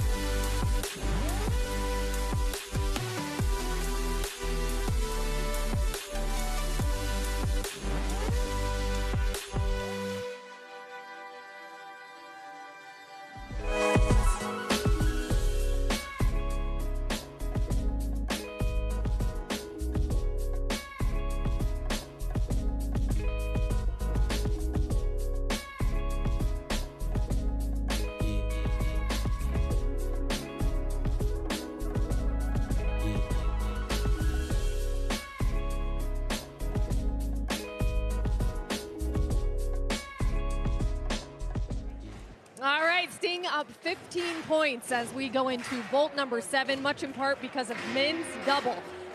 Finn, what did you think out there was working for you guys tonight? Because certainly it got close, and then you kind of gave yourselves a little bit of a leeway again. Yeah, it did get close again. But me and my partner have been working in practice all week, and we have good belief in each other. We could get a lot of points on the board for the Sting. And yeah, we did so. We had DJ Irie over there on the booth with us, and he was just clamoring and glowing about you being this double specialist, and he's trying to learn from you. I saw the big hug over there. What's it been like getting to know him a bit? It's been so good getting to know him. He's such a nice guy, and he's providing us with really good support for our team. And yeah, he's an extra member of our team. It's been really good to have him. All right, hey, enjoy it. Best of luck. Thank you. JY, back to you with another guest in the booth. Finn Mergette, JY Abona here, Maria Mateus, Trey Boston, welcome back after a fun night number 2. Yes. Hey, listen, I'm gonna let you know, you ain't gotta tell me, you ain't gotta intro me. Tonight is going on, you got the crowd involved, the weekend is here, the guys are balling, the ladies are taking over. I can't wait to see this women's doubles right now. The Sting and the Rise had a very close bolt when it started with the men's doubles. And what do you think about Finn Mergette and Aguilar, the way they took over? Oh, listen, Mergette has been balling all day long. He has a 50-piece right now, 52 points right now for his team. Talk about carrying your team, getting them to come back. Man, he's balling. Women's doubles starting right now. Carson Tongwilig, Jamila Snells on the near side for the Rise. Tanya Sosnouskaya, Jessica Hinojosa in for the Sting. They had an 18-point lead. The Rise took it to within 1, and now they are trying to stretch it. Sting got it back to 16, and in this team format, every now and then, an individual does shine, right? Come on, you see it, but right now, what I want to look for is can Tongalen and Snells take it back for their team? Can they find a way to get the momentum like they did when they had the women's singles? Now they partner together. Can they do something? Is it tough as an athlete when you've crawled from a big early deficit? That's going to help Snells with a big +2 winner there. You fight back, you take the lead, but then you go down big again. Is that deflating, or does it make you feel like, hey, I did it once, I can do it again? Exactly. If you've done it once, again, you can do it again. It's all about keeping the pace. Yesterday I talked about they cannot rush it. They got to make sure they're taking their time. They have 14 seconds. If you got to use them to make sure you make the most out of your rally. Sosnouskaya is standing really far wide to try to go at the Snells forehand. Hinojosa stretching that backhand volley, both at the net. Closed well, but too good by Tanya. That's why she's the #1 overall women's draft pick. The Rise women have been doing significantly better, but now Tanya's gonna step in, forehand down the line, just missed it. And Trey, how do you feel about risk versus reward? You know, if she's going for such a big ball there, do you think it's worth it for her to go for that and hopefully get rewarded? Look at that, she got lucky there. Come on, you gonna risk it for the biscuit. That's what I'm all about. I'm gonna risk it all because you know you can come back and make the big time play when you need it. And that's one of those actions as a player where it looks like an easy shot. Is that something that can be deflating as an athlete? How do you recover after a bad miss? That was a big opportunity. Hey, as a defensive back, hey, the next play is what counts. You got to let the bag go, and you got to know what you're capable of. You got to come back and make a play. And how influential is the rest of your team, right? We saw the men just play so well for Sting there. If you're the woman coming in, how fired up are you to just follow that up and try to play at the same level? Yeah, you want to keep the pace. You want to keep it going. You have momentum, and the team has to keep it going when it comes to hyping the girls up, letting them know, again, when the ups are ups and the highs and lows, you got to keep that even flow. Sting with their biggest momentum push of the night up to a 20-point lead. Sosnouskaya and Hinojosa in with a +2 volley winner. How about that post? We talked about the server's partner and how much they can impact. We see it right there. That one serve rule can sometimes get them back. It hurt the Rise with the men with King, who had 10 faults. Tanya gives one back. She's had 7 herself tonight. And we see in this format of Intense, right, in the doubles, you can either get really close in score or farther apart. Everything moves so fast, it really just depends.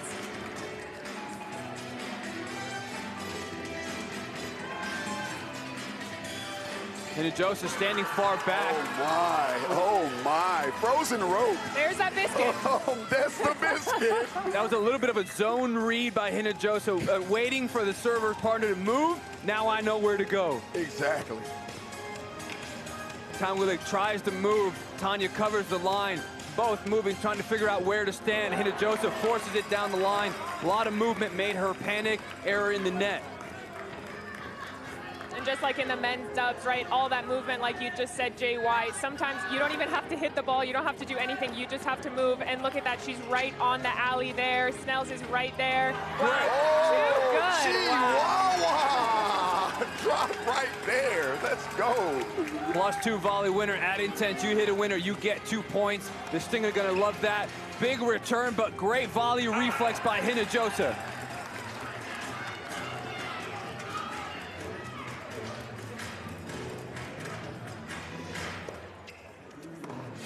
Big return.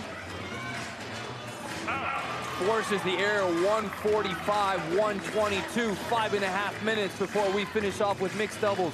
Rise trying to stay within striking distance. Oh! Big backhand down the line winner. Is this one of those moments where Snells maybe trying to overplay, seeing that clock? These players are not used to seeing that clock. Trey, do you think you even look at the clock in these moments, or you literally just, you know, vision forward, you just go, you play every single point? No, I think you do have to look at the clock, but don't let the clock rush you. You have to stay in form. And you see these girls right now, they are rushing it. They're trying to get those winners. They're trying to find points. And right now, like that one, they're trying to risk it. They're trying to find these winners and get those extra points. You know, one of the things that we haven't seen from Andruska used just yet as this thing had their biggest lead of the night is the timeout to stop this momentum, get a little bit of coaching. You ever look to the sideline and be like, hey, coach, I'm trying, but maybe we need to talk this out a little bit. I ain't gonna lie, I ain't calling no timeout on myself. Coach got to call it for me, baby. But you got the #1 ladies draft pick, and she's showing exactly why. Didn't do well in singles, but wow, has she rebounded extremely well in doubles with the help of Hina-Joseph at the net. 149, 125, 24, 25-point lead. There goes.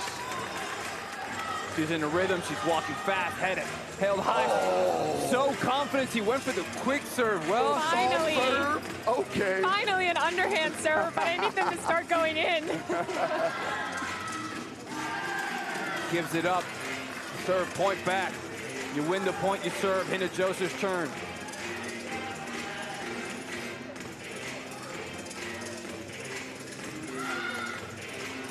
Runs around the backhand, sets up the forehand, inside in, gets another forehand, tries to come to the net, forces the air. One of the things we haven't seen in women's doubles that we saw a lot more in men's doubles is the I formation. Yes. Interesting that the women haven't seen any of that yet. Overhits that return, misses it long. Tanya gives that firm look of confidence, telling her, let's go. Carly Briggs seeing her first action of the night. University of Florida Gator graduate getting her action. Oh. Great move by Hina-Joseph, very smart. Understanding that's Briggs' first action. She's not going to take a lot of risk and go down the line. Very veteran move. Oh, yeah. Yeah, they got the scouting report. They got the scouting report. They know what they like to do now, and now they're hunting. This is where you want to be, big up, and now it's like, let's go get them. It's like that rookie quarterback gets his first action of the season. You know he's going to throw it out to the flat pretty quick. And you're up 20 plus? Oh, yeah. I know you want to throw the ball. Let me go get one of these picks. And in doubles, sometimes you're afraid to go for it at the beginning, but once you really start going for it at the net and you connect on those volleys, oh, you want to do that all day long, and she is doing that right now. Carly trying to stay calm, but it's going to be tough. They are down 27. You want to stay within striking distance to get mixed doubles. These are going to be the 2 most important minutes of the night for the Rise.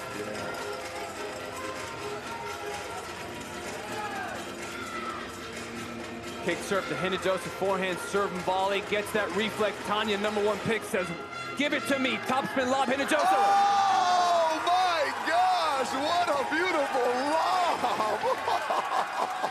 Dare I say this has turned into the Hina-Joseph show? It might just be. This is a 1-2 combo, wondering when Andruska is going to call a timeout and stop the bleeding. They have 3. They can afford to use one right now before they have 2 more for mixed doubles. He's looking at the clock. He's looking a little bit lost. Time for him to slow things down. Big forehand inside in, misses it. 26-point lead, minute and a half. Carly Briggs to serve on the near side for the Rise. Point back. Can't give them points back like that. We got to execute.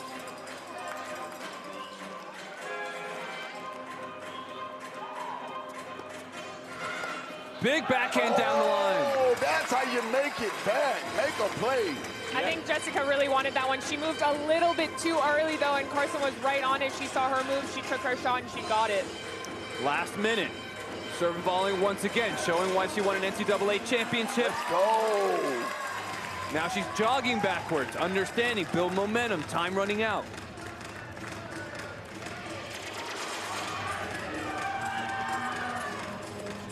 Big kick, Carly Briggs moves early, looked like a called cross. Had that volley opportunity, didn't put away, now for the overhead. Right back on the line, that will play, 30 seconds. They can sneak out 1 or 2 extra points. They have hope going into mixed doubles. Kick to the forehand and forces that return long, the movement from Briggs. Final 15 seconds. Pretty cool with even 15 seconds left. They're still signaling and showing each other where they're going to serve. I think that's so important, showing how actually, you know, not nervous they are, and they're just sticking to the plan. And look at that. It is paying off. That's so good from Briggs. Got to keep that communication going. That's key. That's a big, big finish. The Rise are going to look to build up that momentum. Trey, what do you think about that women's doubles? Hey, listen, the women came and showed out. Now we're about to make sure that we go to this next boat. This is where it's at. Can you put your team with momentum in, man? I love watching it. A lot of fun action when we come back. The final 10 minutes of mixed doubles. Stay with us.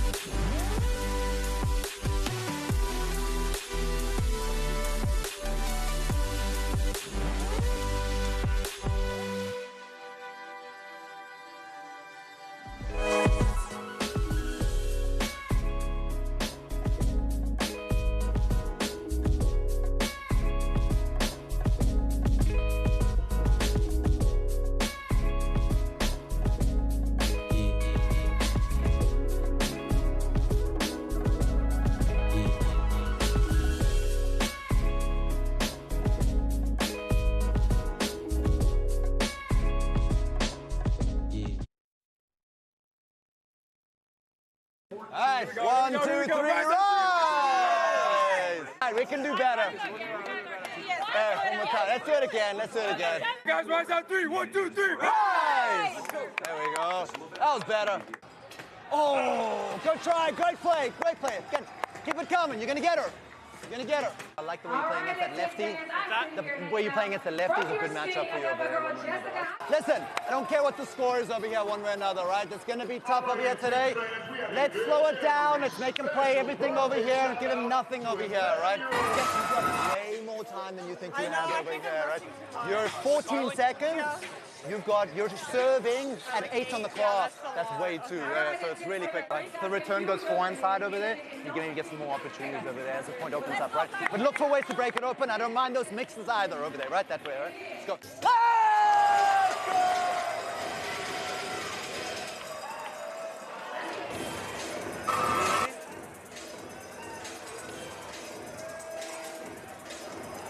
And that's going to be our most important center line mic'd up moment of the night as the Rise are down 20. But Nick, they made a push in women's doubles. Yeah, I mean, again, in doubles is just so key if you can get some points on top of the net. But now we've seen Finn really take over in the men's doubles when he was out playing with Aguilar. So see if he can bring it back. What a start there, too, from Merjet, right? You're coming out here, you think you're a little more nervous. This is the last bolt here. It's all or nothing here. And he came out and he just started really well. Obviously not the best serve there, but hey, he's coming out swinging. Final 2 minutes of women's doubles were key for the Rise to stay in it. They did their job, but now these next 2 minutes are the most important ones after they gave themselves a fighting chance. Carson Tongwilik, Kevin King in for the Rise, both their #1 draft picks. Big moment, you put in your biggest players. Finn Mergette, Tanya Sosnowskaya in on the far side. Yeah, and Carson ended up winning a national doubles title at UNC with Fiona Crowley, so she knows how to play doubles. That was in 2023. Kevin King, he's a great doubles player. We'll see how much he tries to take over the net in this atmosphere here.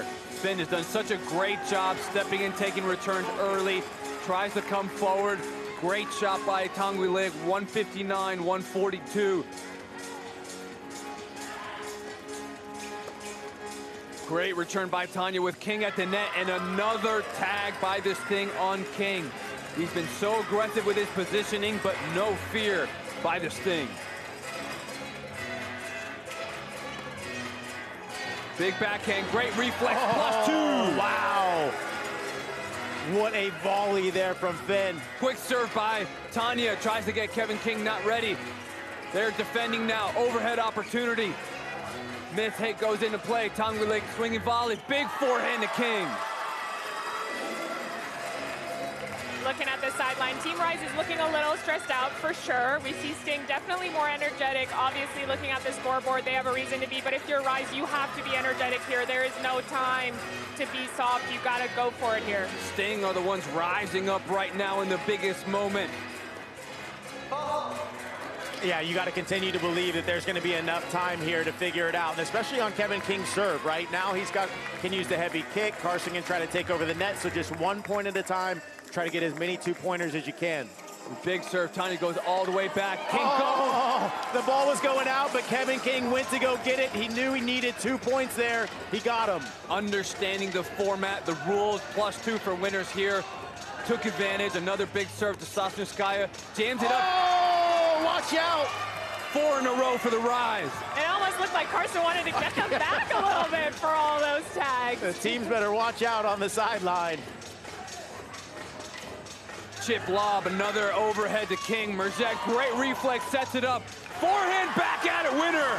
That's an unbelievable. I don't even know if the lob is a great play on the returns. It gave Kevin King an opportunity to hit the overhead, but Finn, what defense to be able to stay aggressive there. Kick serve out wide, misses it. Tanguy an opportunity here. Within striking distance in 18. They racked up 4 points really, really quick. Almost had it within a lot less with another +2, but the Sting hanging in there. Mergette, great return. Sneaks to the net, tried that a couple times, unsuccessful so far. Still plenty of time on the clock. You want to just take your time, find a way to take over the net if you're Kevin King here. There's the movement, and oh! What's out? It was called out. Called out, one of those breaks. The Rise have needed something like that all night. Big time for it. Off-pace kick serve. Great return by Mergette. We saw last night the Outriders were leading by so much with this time left, right? And Fortune came back and ended up winning it. So right now, having 6 minutes on the clock is actually a lot of time for them to come back. Great reflexes back and forth, but King wins that battle. Fist pump, let's go. Yeah, you're so right, Maria. I mean, so much time left. Only down by 16. 5 minutes, 45 seconds. 1 point at a time. Look at that reflex by Tanguy, but the forehand winner by Mergette, star of the night. How many forehand winners has Finn Mergette hit out here tonight? At least over 10. He's been firing that shot. Out wide to the King, backhand goes down the line, just misses it.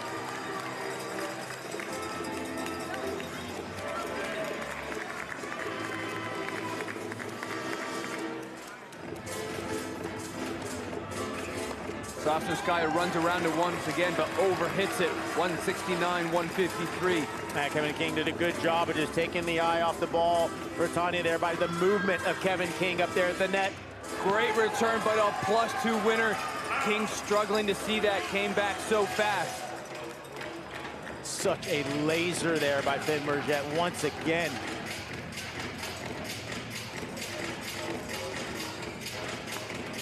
Big return to Tanya. Even bigger again. Look how she handles that with the open stand. Wow, what a backhand. Talk about finding the alley. She found the alley for the winner. Guys, she got so low on that backhand. The way she absorbed pace and used it right back was so good. Same thing there. What a shot by her.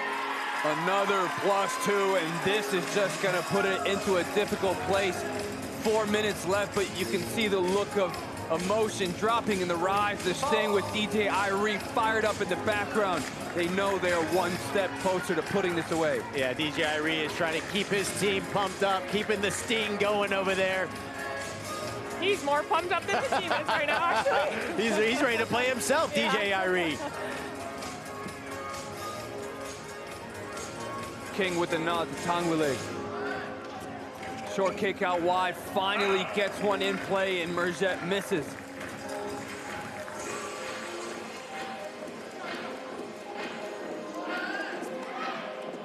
Big kick, Tanya goes all the way back, but misses the return in the net.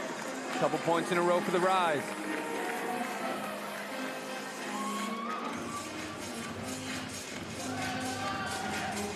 Big kick to the backhand, Tanguy with a poach. Merjet gets there, stretched by King, +2. Oh, what a volley there. Kevin King. Timeout by the Sting. Beautiful stretch volley winner. The +2 that they needed. And while they take that break, make sure you get your Intense merch. Visit that shop, shop.intense.com, for some of the best gear you'll find in all of tennis, or if not all of sports.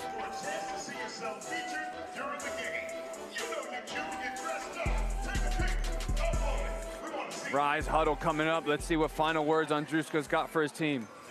Yep. Listen, you're too good. That's rhythm there, and you taking that center over there. Look for it, man. That's what it is over there, right? They're going to get you once or twice, but you're going to be fine too, right? And he's covering like a fucking legend over there, right? So come on, let's go. Go get him over there, right? Go, let's go, let's go, let's go, let's go, let's go. Let's go, Rise! Let's go! You ready? The intensity of that center line mic'd up moment. No time to be nice. All emotions going into these final 3 minutes, sometimes a little bit too aggressive, but will the players respond? King certainly doing it. Merjet saves it to at least +1. 175, 160.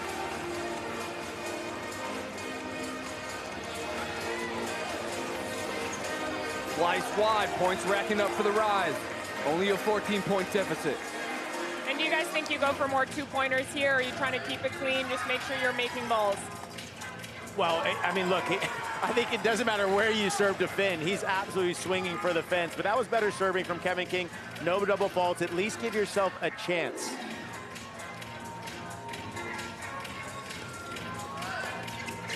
Big! Oh, what a return! Big return, big moment. Tanguy to serve. 2.5 minutes. King down low, waiting for the return to come back, trying to poach. Tanya inside in return. Tanguy gets there, fourth error. What a great return in the alley once again, finding the open space there, Tanya. Coach Natalie trying to get them to run a little bit of clock, something you can't do in traditional tennis, but you can here. Big flat serve, Merjet to volley. What a reflex at a moment like that. We're seeing lots of down-the-line returns here, and it makes you think as a volleyer, right? Because you think, do I fake, do I go, do I cover my alley? You're not sure, and the more power you get on those down the lines, the better. Yeah, it just shows that when they're playing I formation, the down-the-line return is the best play to go for. Make them have to get to the alley. That kick out wide from Kevin King just hasn't been working all night. 11 faults by King, and they are painful, as we are going to get one more timeout for these teams to regroup themselves.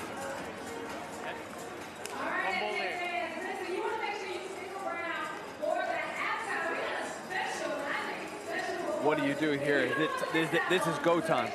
Yeah, you just go for it all, go for the +2s? Yeah, look, I think as a returner, you just got to go for winners. I mean, you got to pick your spot beforehand. Say, if I get a forehand, I'm going cross. If I get a backhand, I'm going line. As a server, you might have to start going for a little bit bigger serves just to try to help out your net player to maybe put away the next shot. So you're going for as many winners as you can, so you got to play uber aggressive. This is the ultimate Hail Mary. And I think as a server, you run down the clock a little bit. Yesterday in the first arc, we saw them miss a lot of serves right down at the nitty-gritty. So run down the clock a little bit and then go for your serve is important.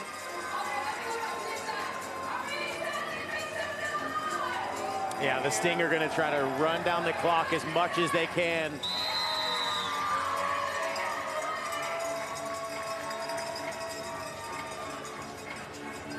Mergette to serve 179-164. Sting on the far side. 13-point lead. Had the opportunity, went backhand down the line, but that's a tough kick on this type of court where it jumps. There they are. They're going to take their time here.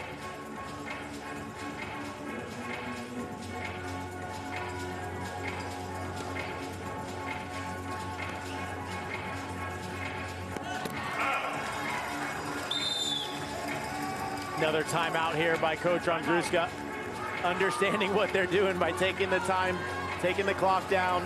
Just want to give his team a little bit of a breather here to reset. But again, continue to play aggressive if you are on the rise. Oh my goodness, you guys.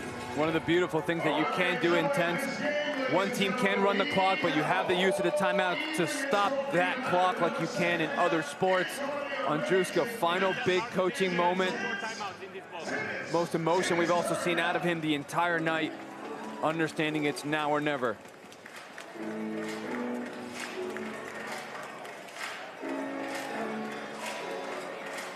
King and Tanguy having their own coaching moments, trying to understand.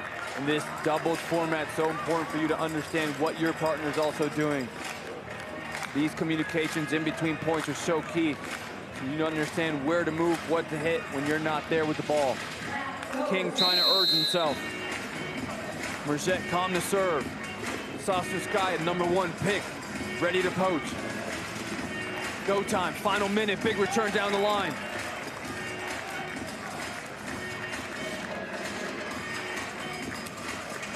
King signals back, gets down low, ready for Tanguy to serve. Big take over, hits it, almost tagged him one more time. Last 45 seconds. Gotta hustle up.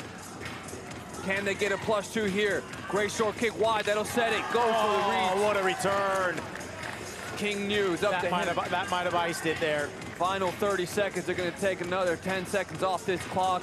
There will not be enough points for the Rise to come back. Such a tough moment for the Rise, such a big effort, down big, up, got it close, the seesaw. But really Mergette, but also a lot of credit to Tanya. We'll see as the Sting are gonna let this clock run out. They're gonna look at it. They're gonna stay calm. Maybe have to hit one more. Why not? Big serve, big return, and they're going to seal it for the night.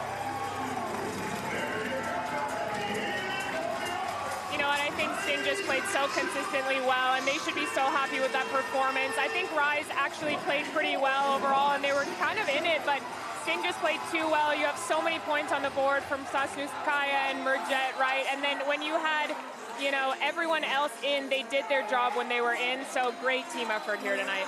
Big celebration, because after tonight's win by the Sting, they get an extra $9,000 that gets divided by them, powered by Payment Labs. Absolutely beautiful moment by them. Let's go take a look at the locked-in play of the night by Solaris that helped just put the Sting over the top. Mergette, no surprise in here against Paritsky earlier in the men's singles, sneaking into the net, and it's because of plays like that, Nick, that Mergette really led his team to the win tonight. Yeah, I mean, Mergette was all over the court. You mentioned it from the very beginning, how big his forehand is, and he was looking for forehands all day. I felt like he had over probably 10, 12 forehand winners. Then he was able to get to the net, knock those volleys off for a lot of +2 moments. And before we lose this Sting for the night, let's go down to Kelly Kroll, who's with the winning coach. Thank you. Coach Natalie, first dub in the book for the season. How do you assess what your team did here tonight? I mean, they're electric. They're dialed in. We've been dialed in all week. They came out here and executed. I'm just so proud of them. You know, Max Benson said before this match to me that you don't have the tallest team, but that certainly doesn't measure the heart of this team, does it? No, not at all. Height doesn't matter. We know how to play some tennis.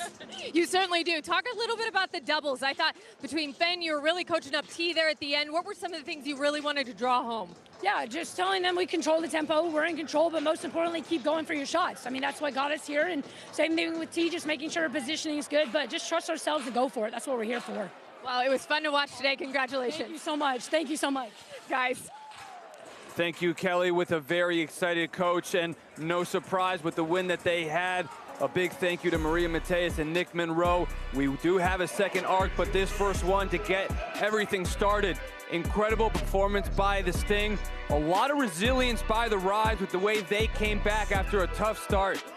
Got to give a big credit to Sasnouskaya after a tough start in singles, but her response in women's doubles was incredible. We're going to take a short break, and when we come back, second arc of the night. See you in a little bit.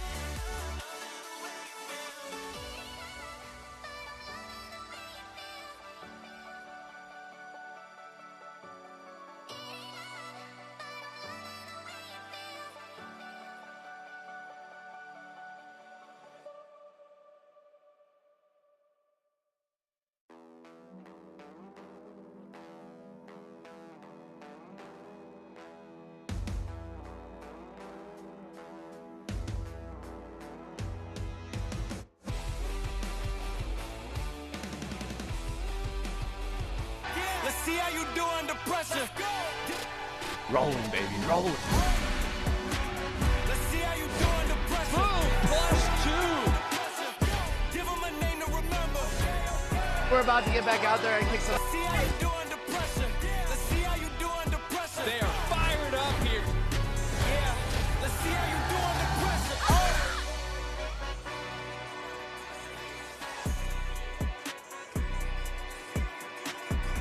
You are watching Intense, brought to you by Visit Sandy Springs. Neighborhood just around the corner. We are in Atlanta, Georgia. Arc number 2 of the night. We are at Assembly Yards here, stage 5, where the Intense League has taken over 2026 season opener. I'm J.Y. Albona, Nick Monroe, Maria Mateus. Nick, we just finished arc number 1. What did you think? I mean, so much energy was happening there in the match. But in the beginning, just both teams were a little nervous, a little tight. We saw quite a few mistakes that you wouldn't normally see from players. But then once they kind of got their feet under them, started putting more balls in the center, then they could go for bigger targets. But a little bit more relaxed. I would like to see a little bit more relaxed vibe coming out this one. And a lot of the nervousness from these players is the different rules that the Intense format brings. It's very different than traditional tennis. Only one serve, only one toss. Cumulative score throughout the night with all the men's, women's, singles, bolts, and all doubles. Total score at the end of the day wins. If you hit a clean winner, counts as +2. And Maria, we've seen a lot of these teams trying to manage it. What have you seen? There's gonna be our 4th arc. What have you seen throughout the first 3? I think all the teams are just trying to get the hang of it. You know, in the first arc, we saw a lot more nerves, I think, than the second arc. In the third arc, a lot less than the second arc. So every arc is going to get better and better for these players. They're just trying to find their footing, I think. Well, and I think the Sting, they really found their footing earlier tonight. Finn Merget really came out, understanding the format, using the big forehand to come forward. Kevin King, the 2025, probably the male MVP runner-up, not good enough, but then when Merget and Aguilar came into play, they really took over and put them into a lead that was just too big, and then Sosnutskaya and Hinojosa. Great job in women's doubles. The mixed doubles, it just got a little bit out of hand. They played too well. And now the Inferno and the Ridge are gonna get their opportunity. Coach Jim Harp, Coach Claudio Pistolesi for the Ridge. We'll be back with some big time action.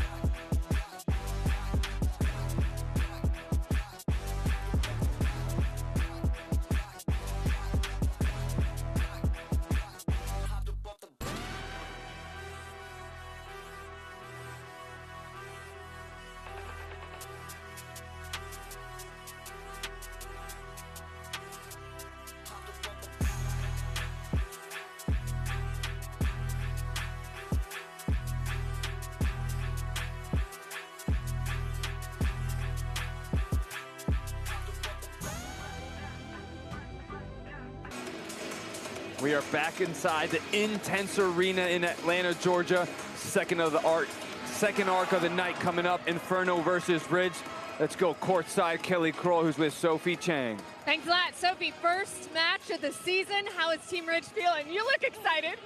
I'm so excited to be here. I think Team Ridge is feeling awesome. Like, I'm so happy to be a part of this team. It's been high energy. It's been so fun getting ready. So we're all ready. Tell us what we can expect from this group of individuals. You can expect greatness, pure greatness. Get ready to take notes. You were born for this. Sophie Chang, round one. She went in this year's draft. Guys, back to you. Now you know why. Well, I think Claudio believes she was born for this as well, as he took her as the #1 pick. Maria, as we look at the Emory Sports Medicine lineup, who stands out to you?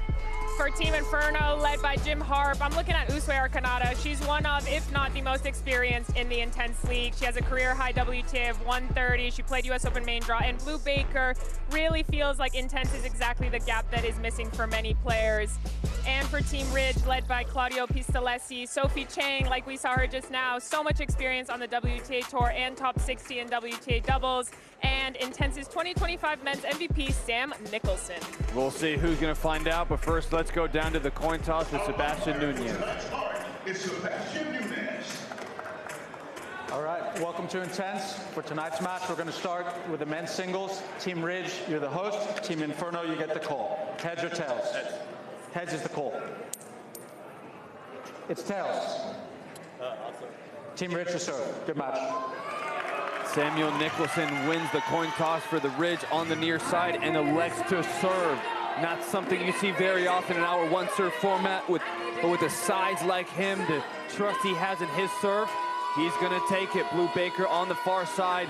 Mr. Blondie for Inferno got the headband. Beautiful Wilson stencil. We are getting ready to go. 2 10-minute men's singles bolts. Women's singles will be after, and then all 3 doubles formats. The 2025 male MVP for Intense leading the way for the Ridge. And we're going to see in our format, with the clock moving and the way things work out, last year, Samuel Nicholson, it took him a little bit of time to warm up, but boy, did he get going. We'll see what has changed for him, or got him better since last season. But Blue Baker on the other side, going to try to take advantage of some of the rules, +2 for clean winners.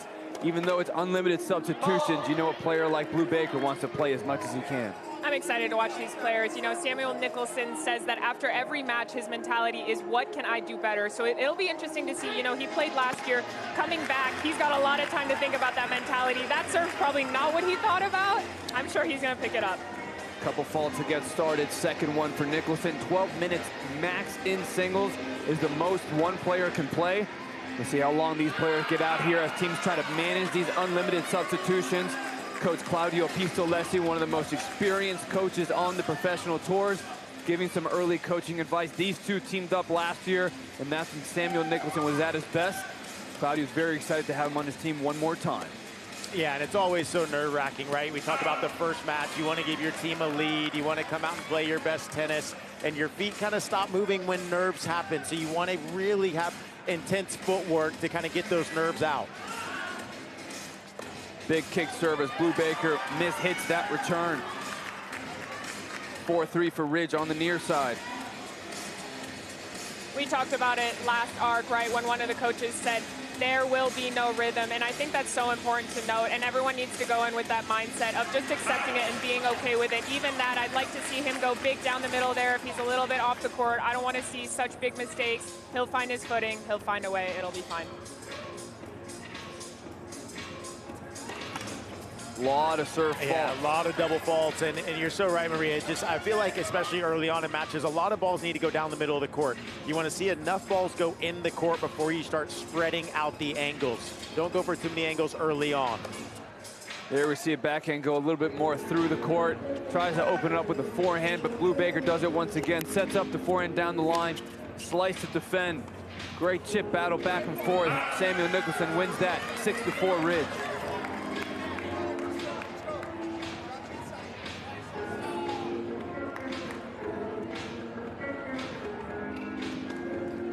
There's that body serve we saw teams start to use effectively very well in arc #1 of the night. And so smart when you've had, a few double faults we've seen from both players to just go in the middle of the box, see some serves go in before you start going for the bigger serves. Kick out wide, stretches to Blue Baker. Nicholson tries to find that backhand down the line, and we'll see our first substitution of the night as Florida State Seminole Jamie Connell in. I think big targets everywhere right now. You got to get high percentage on every single ball until you get your footing, until you get, you know, like I said, you won't get rhythm, but a little bit more at least, and then you can start going for those bigger balls, the two-pointers, step in. That's a lot better. I like that a lot. Big open stance backhand to the big loopy forehand of Connell. When he connects, it's dangerous because of the spin and action he can get, but that's not a normal technique the way he takes it above his head. I just love seeing the Pulse partners on the sideline. Terrell Owens is getting pumped up for Team Inferno over there already, trying to give him some advice himself.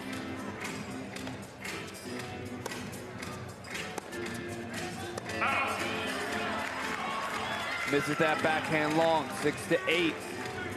Inferno hanging in.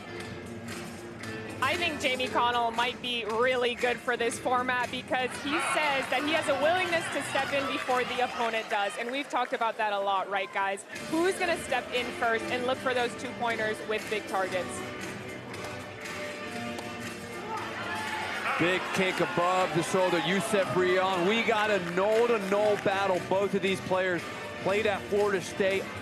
You know a little something about that university, don't you, Jay? Seminole yourself, bud. A little bit, especially that 1999 championship. Hey, okay. With Peter Warwick, may or may not still have that jersey, but the Ridge got their lead 9-8. Oh, did not hit that lefty forehand over the net. Youssef Rion, the calm All-American, one of the best doubles players to come out of that school, but also his singles shines bright.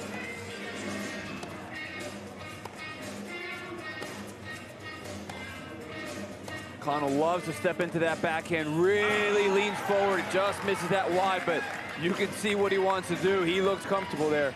As you mentioned, both Seminoles, so there's going to be no stone unturned here. They know each other's weaknesses and try to go into the forehand more. Forehand inside in.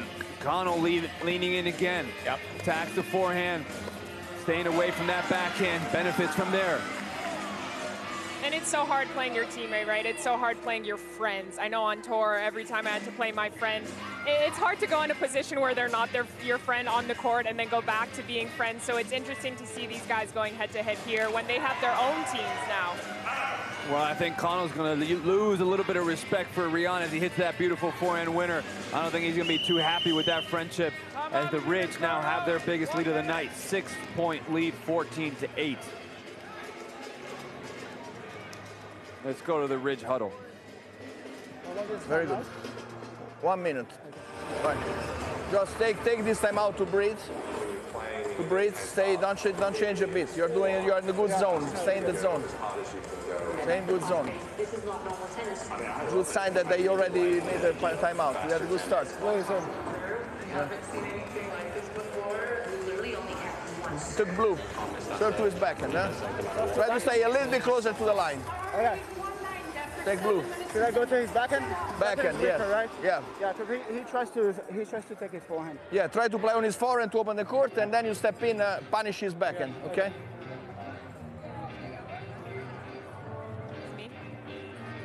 Love these center line mic'd up moments where you get to see the insights of the players and the coaches and what truly goes behind. A lot of times you get those interviews when they're prepared for it. They don't tell you everything. Here, we hear it all. Yeah, and I think for Claudio Pistolesi, this is the coach that's coached former number 4 Robert Soderling, Monica Seles, many ATP and WTA standouts. So you're going to listen to Coach Pistolesi. And we change it up. Connell out, Baker in. Doesn't matter. Youssef trying to find his range. He misses that, but Inferno in a dangerous position with Rion finding his rhythm. Big kick, Rion goes back. Baker finds that forehand cross court. Great defense line, not an easy shot. Yeah, and that's what Coach Pistolesi was telling Rion to do. Try to find the backhand, but go to the forehand first to Blue Baker to open up the backhand, the weaker side. And when you do find a weakness that Blue Baker has, he likes when you come to his backhand with pace. So if you can get it up on the backhand or go there with a little less pace, it's harder for him to generate off that backhand side.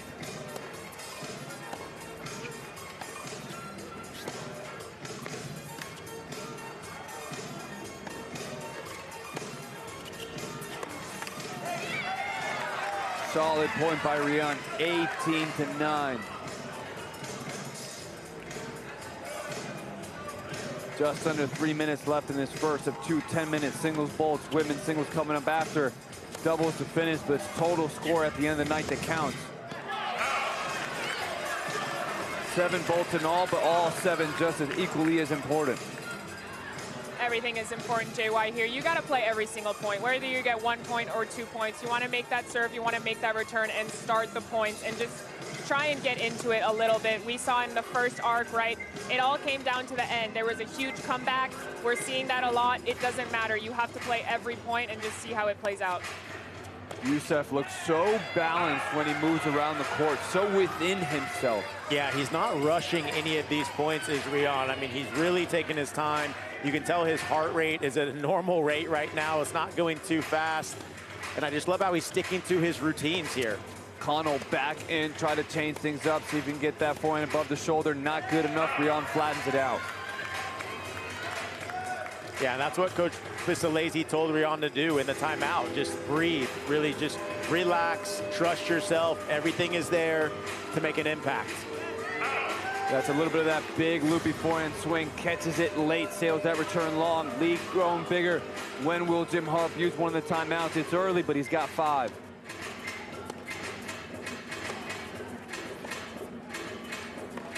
Great defense. Rion unloads on that forehand to attack the big swing. Loosening up, really setting up. Now changes the pace with the backhand slice. Connell rips that forehand back to neutral to both players. Rion tries to rip that forehand, and we're going to see another substitution. Samuel Nicholson back in with a 10-point lead. And how cool are the substitutions, guys, right? You never see this in traditional tennis. You kind of just have to deal with how you're playing and deal with what's going on here.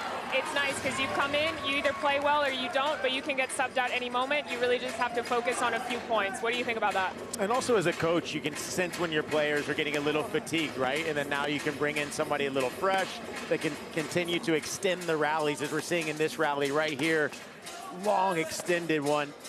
Great depth from both players. Great extension with the orange from Nicholson. Misses it long. 21-14. No timeouts needed for Inferno. Connell playing better. Never mind.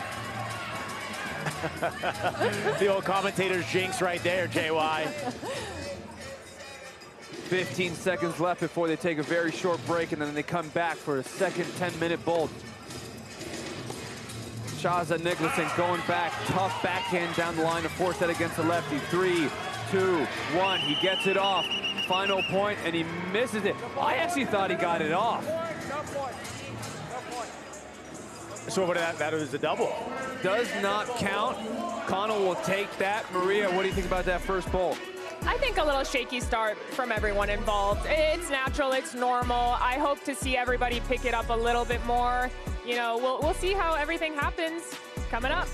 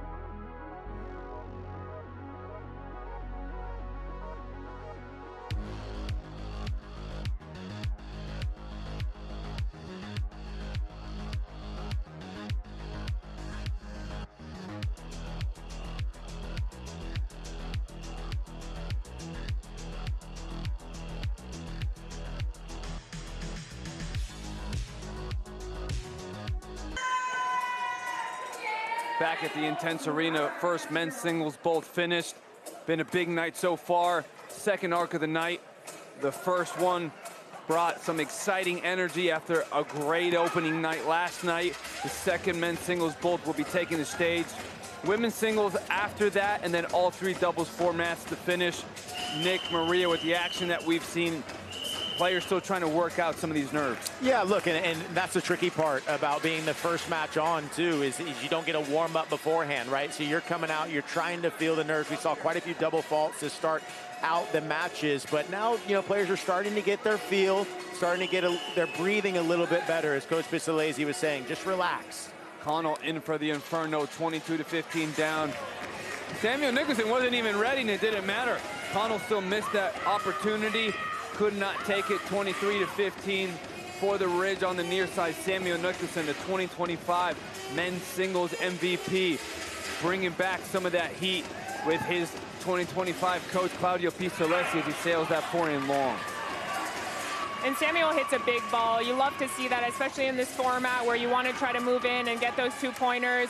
I think he needs to just be careful about going for a little bit too much, right? Sometimes you want to go down the middle and open up that court for yourself instead of just pulling the trigger a little too early. Connell with his 4th fault of the night, only 1 serve at Intense, also 1 toss, so you can't even catch it.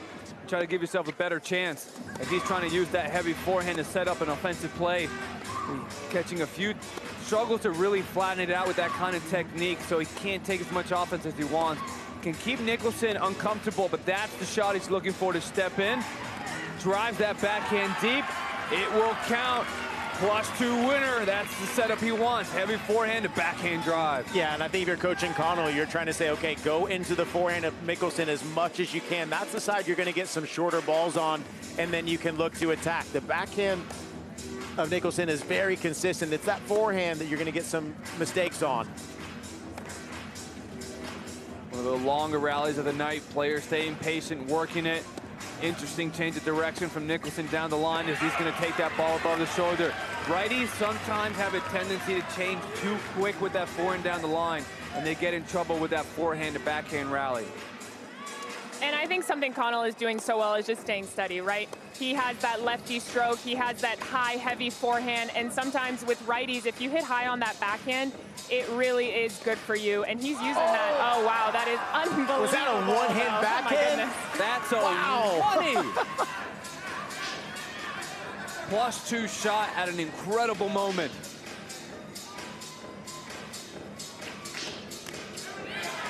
Big reaction by the bench, but that fault is going to take a little bit of steam out of their sails. They still have a 6-point lead. Connell's getting comfortable, but his serve is really letting them down. Down 7, but 5 of those points is due to faults by Connell. And I think if I'm Nicholson, I'm sticking with my backhand cross court. I'm going hard into the forehand here of Connell, and just that's his best shot, is cross court with the backhand. Then he's going to get a few more backhands that he can dictate on. That one he was falling back. Didn't get enough shape on that ball there. Youssef Rion back in play. Substitution unlimited. Ridge have been taking advantage. Connell, way to step in. Not looking to come to the net, though. He's interesting. He's setting up some opportunities, but staying back there. Lets Rion back into the point. Rion finds his forehand, takes the offense, +2. He says, take that, teammate, Seminole. Can't let opportunities like that go. You take the offense, could have come to the net, chose not to. Can't do that against great players. I think any opportunity you have to step in, you have to do it here, especially at Intense. You've got to just commit to it and go forward. Even if you don't hit the best approach shot ever, you got to just stick with it and go. Most of all, though, you got to make those serves. I'd like to see a little more acceleration. Even if we go body, try and make it. Again, there. Yeah, we're seeing a lot of second serves going for the lines and going for the corners, trying to get the upper hand. You're so right, Maria. Just go body, heavy spin, get some good shape over the net, and then go to work. Blue Baker in a play once again. Have not seen Ryan Gaskin, their 3rd round pick just yet. Forehand. And Blue, at least his team will give him a round of applause himself for the effort to save it to only +1. Both teams happy. The Ridge still the only ones winning.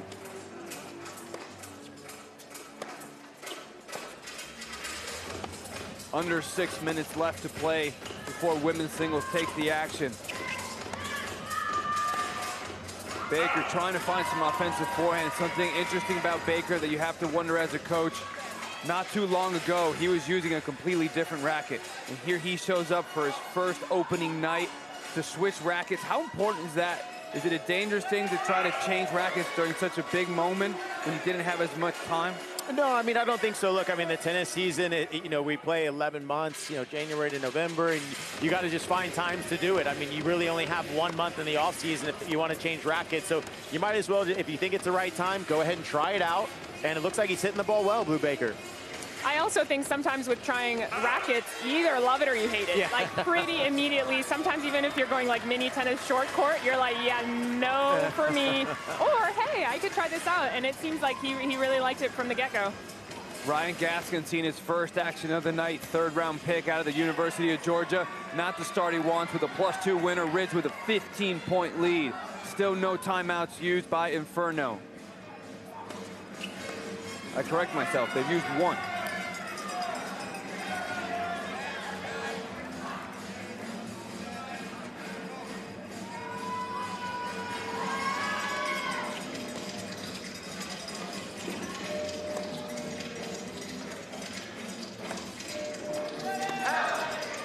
Gaskin looking a little bit stiff, not letting that arm go to spin it down. I think that's what we see from the players that come in, kind of a little bit cold on the forehand side. The racket head speed just needs a couple points to catch up. It's the first couple points where they're a little bit slow with the racket head speed and make a few mistakes on that forehand. So if you are playing someone who's coming in cold, maybe attack that forehand a little bit more. I completely resonate with that. Every time I went out and I was tight, the forehand was going for sure. The backhand felt good though. Yeah. You get the 2 hands on the backhand. 40-23. We'll see how Gaskin handles his first serve of the night. Gets it in with a nice kick serve. Rion returns it very well.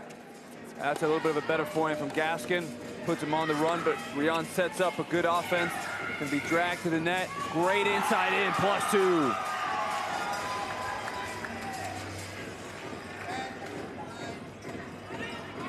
A 19-point lead for the Ridge. Kick out wide to Gaskin, sets up another forehand, inside out. Gaskin tries to take it line, makes it. Big shot in a big moment.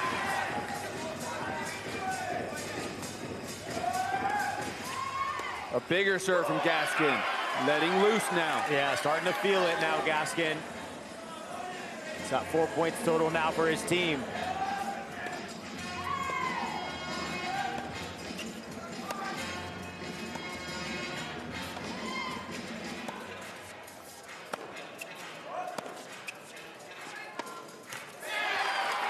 Gaskin with the big fist pump, seeing some of the best energy from the Inferno bench as we will see the Ridge use their first Emory Sports timeout of the night.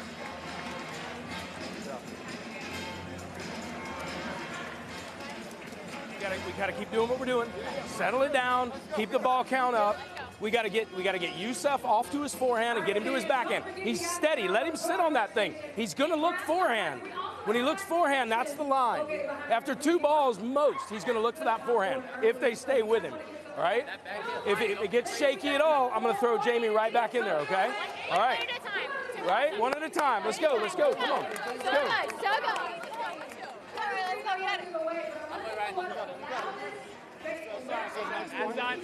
I don't know the score.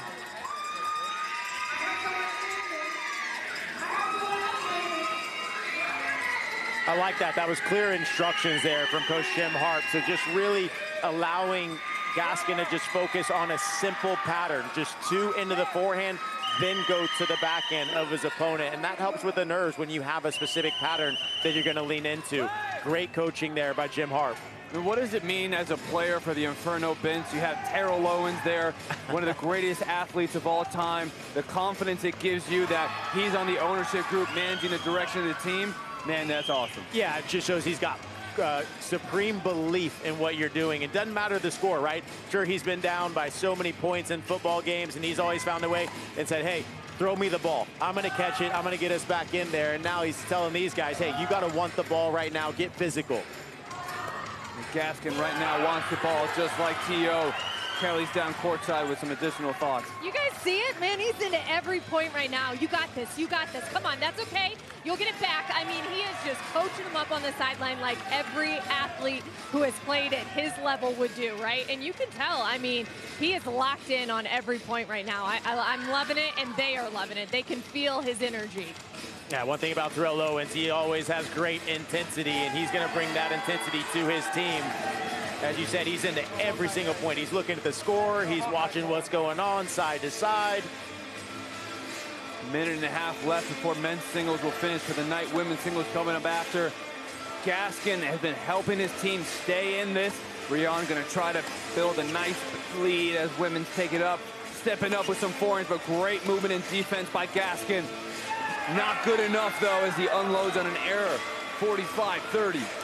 It's so important to have someone leading your team and getting you hyped up. It resonates throughout the whole team, and I think that's so important, especially in this format, right? You want everyone to be fired up. Wherever you are on the court, you've got to be fired up and feel like you're playing. Well, Inferno needs a little bit more flames behind them as they're now down 16. Connell back in.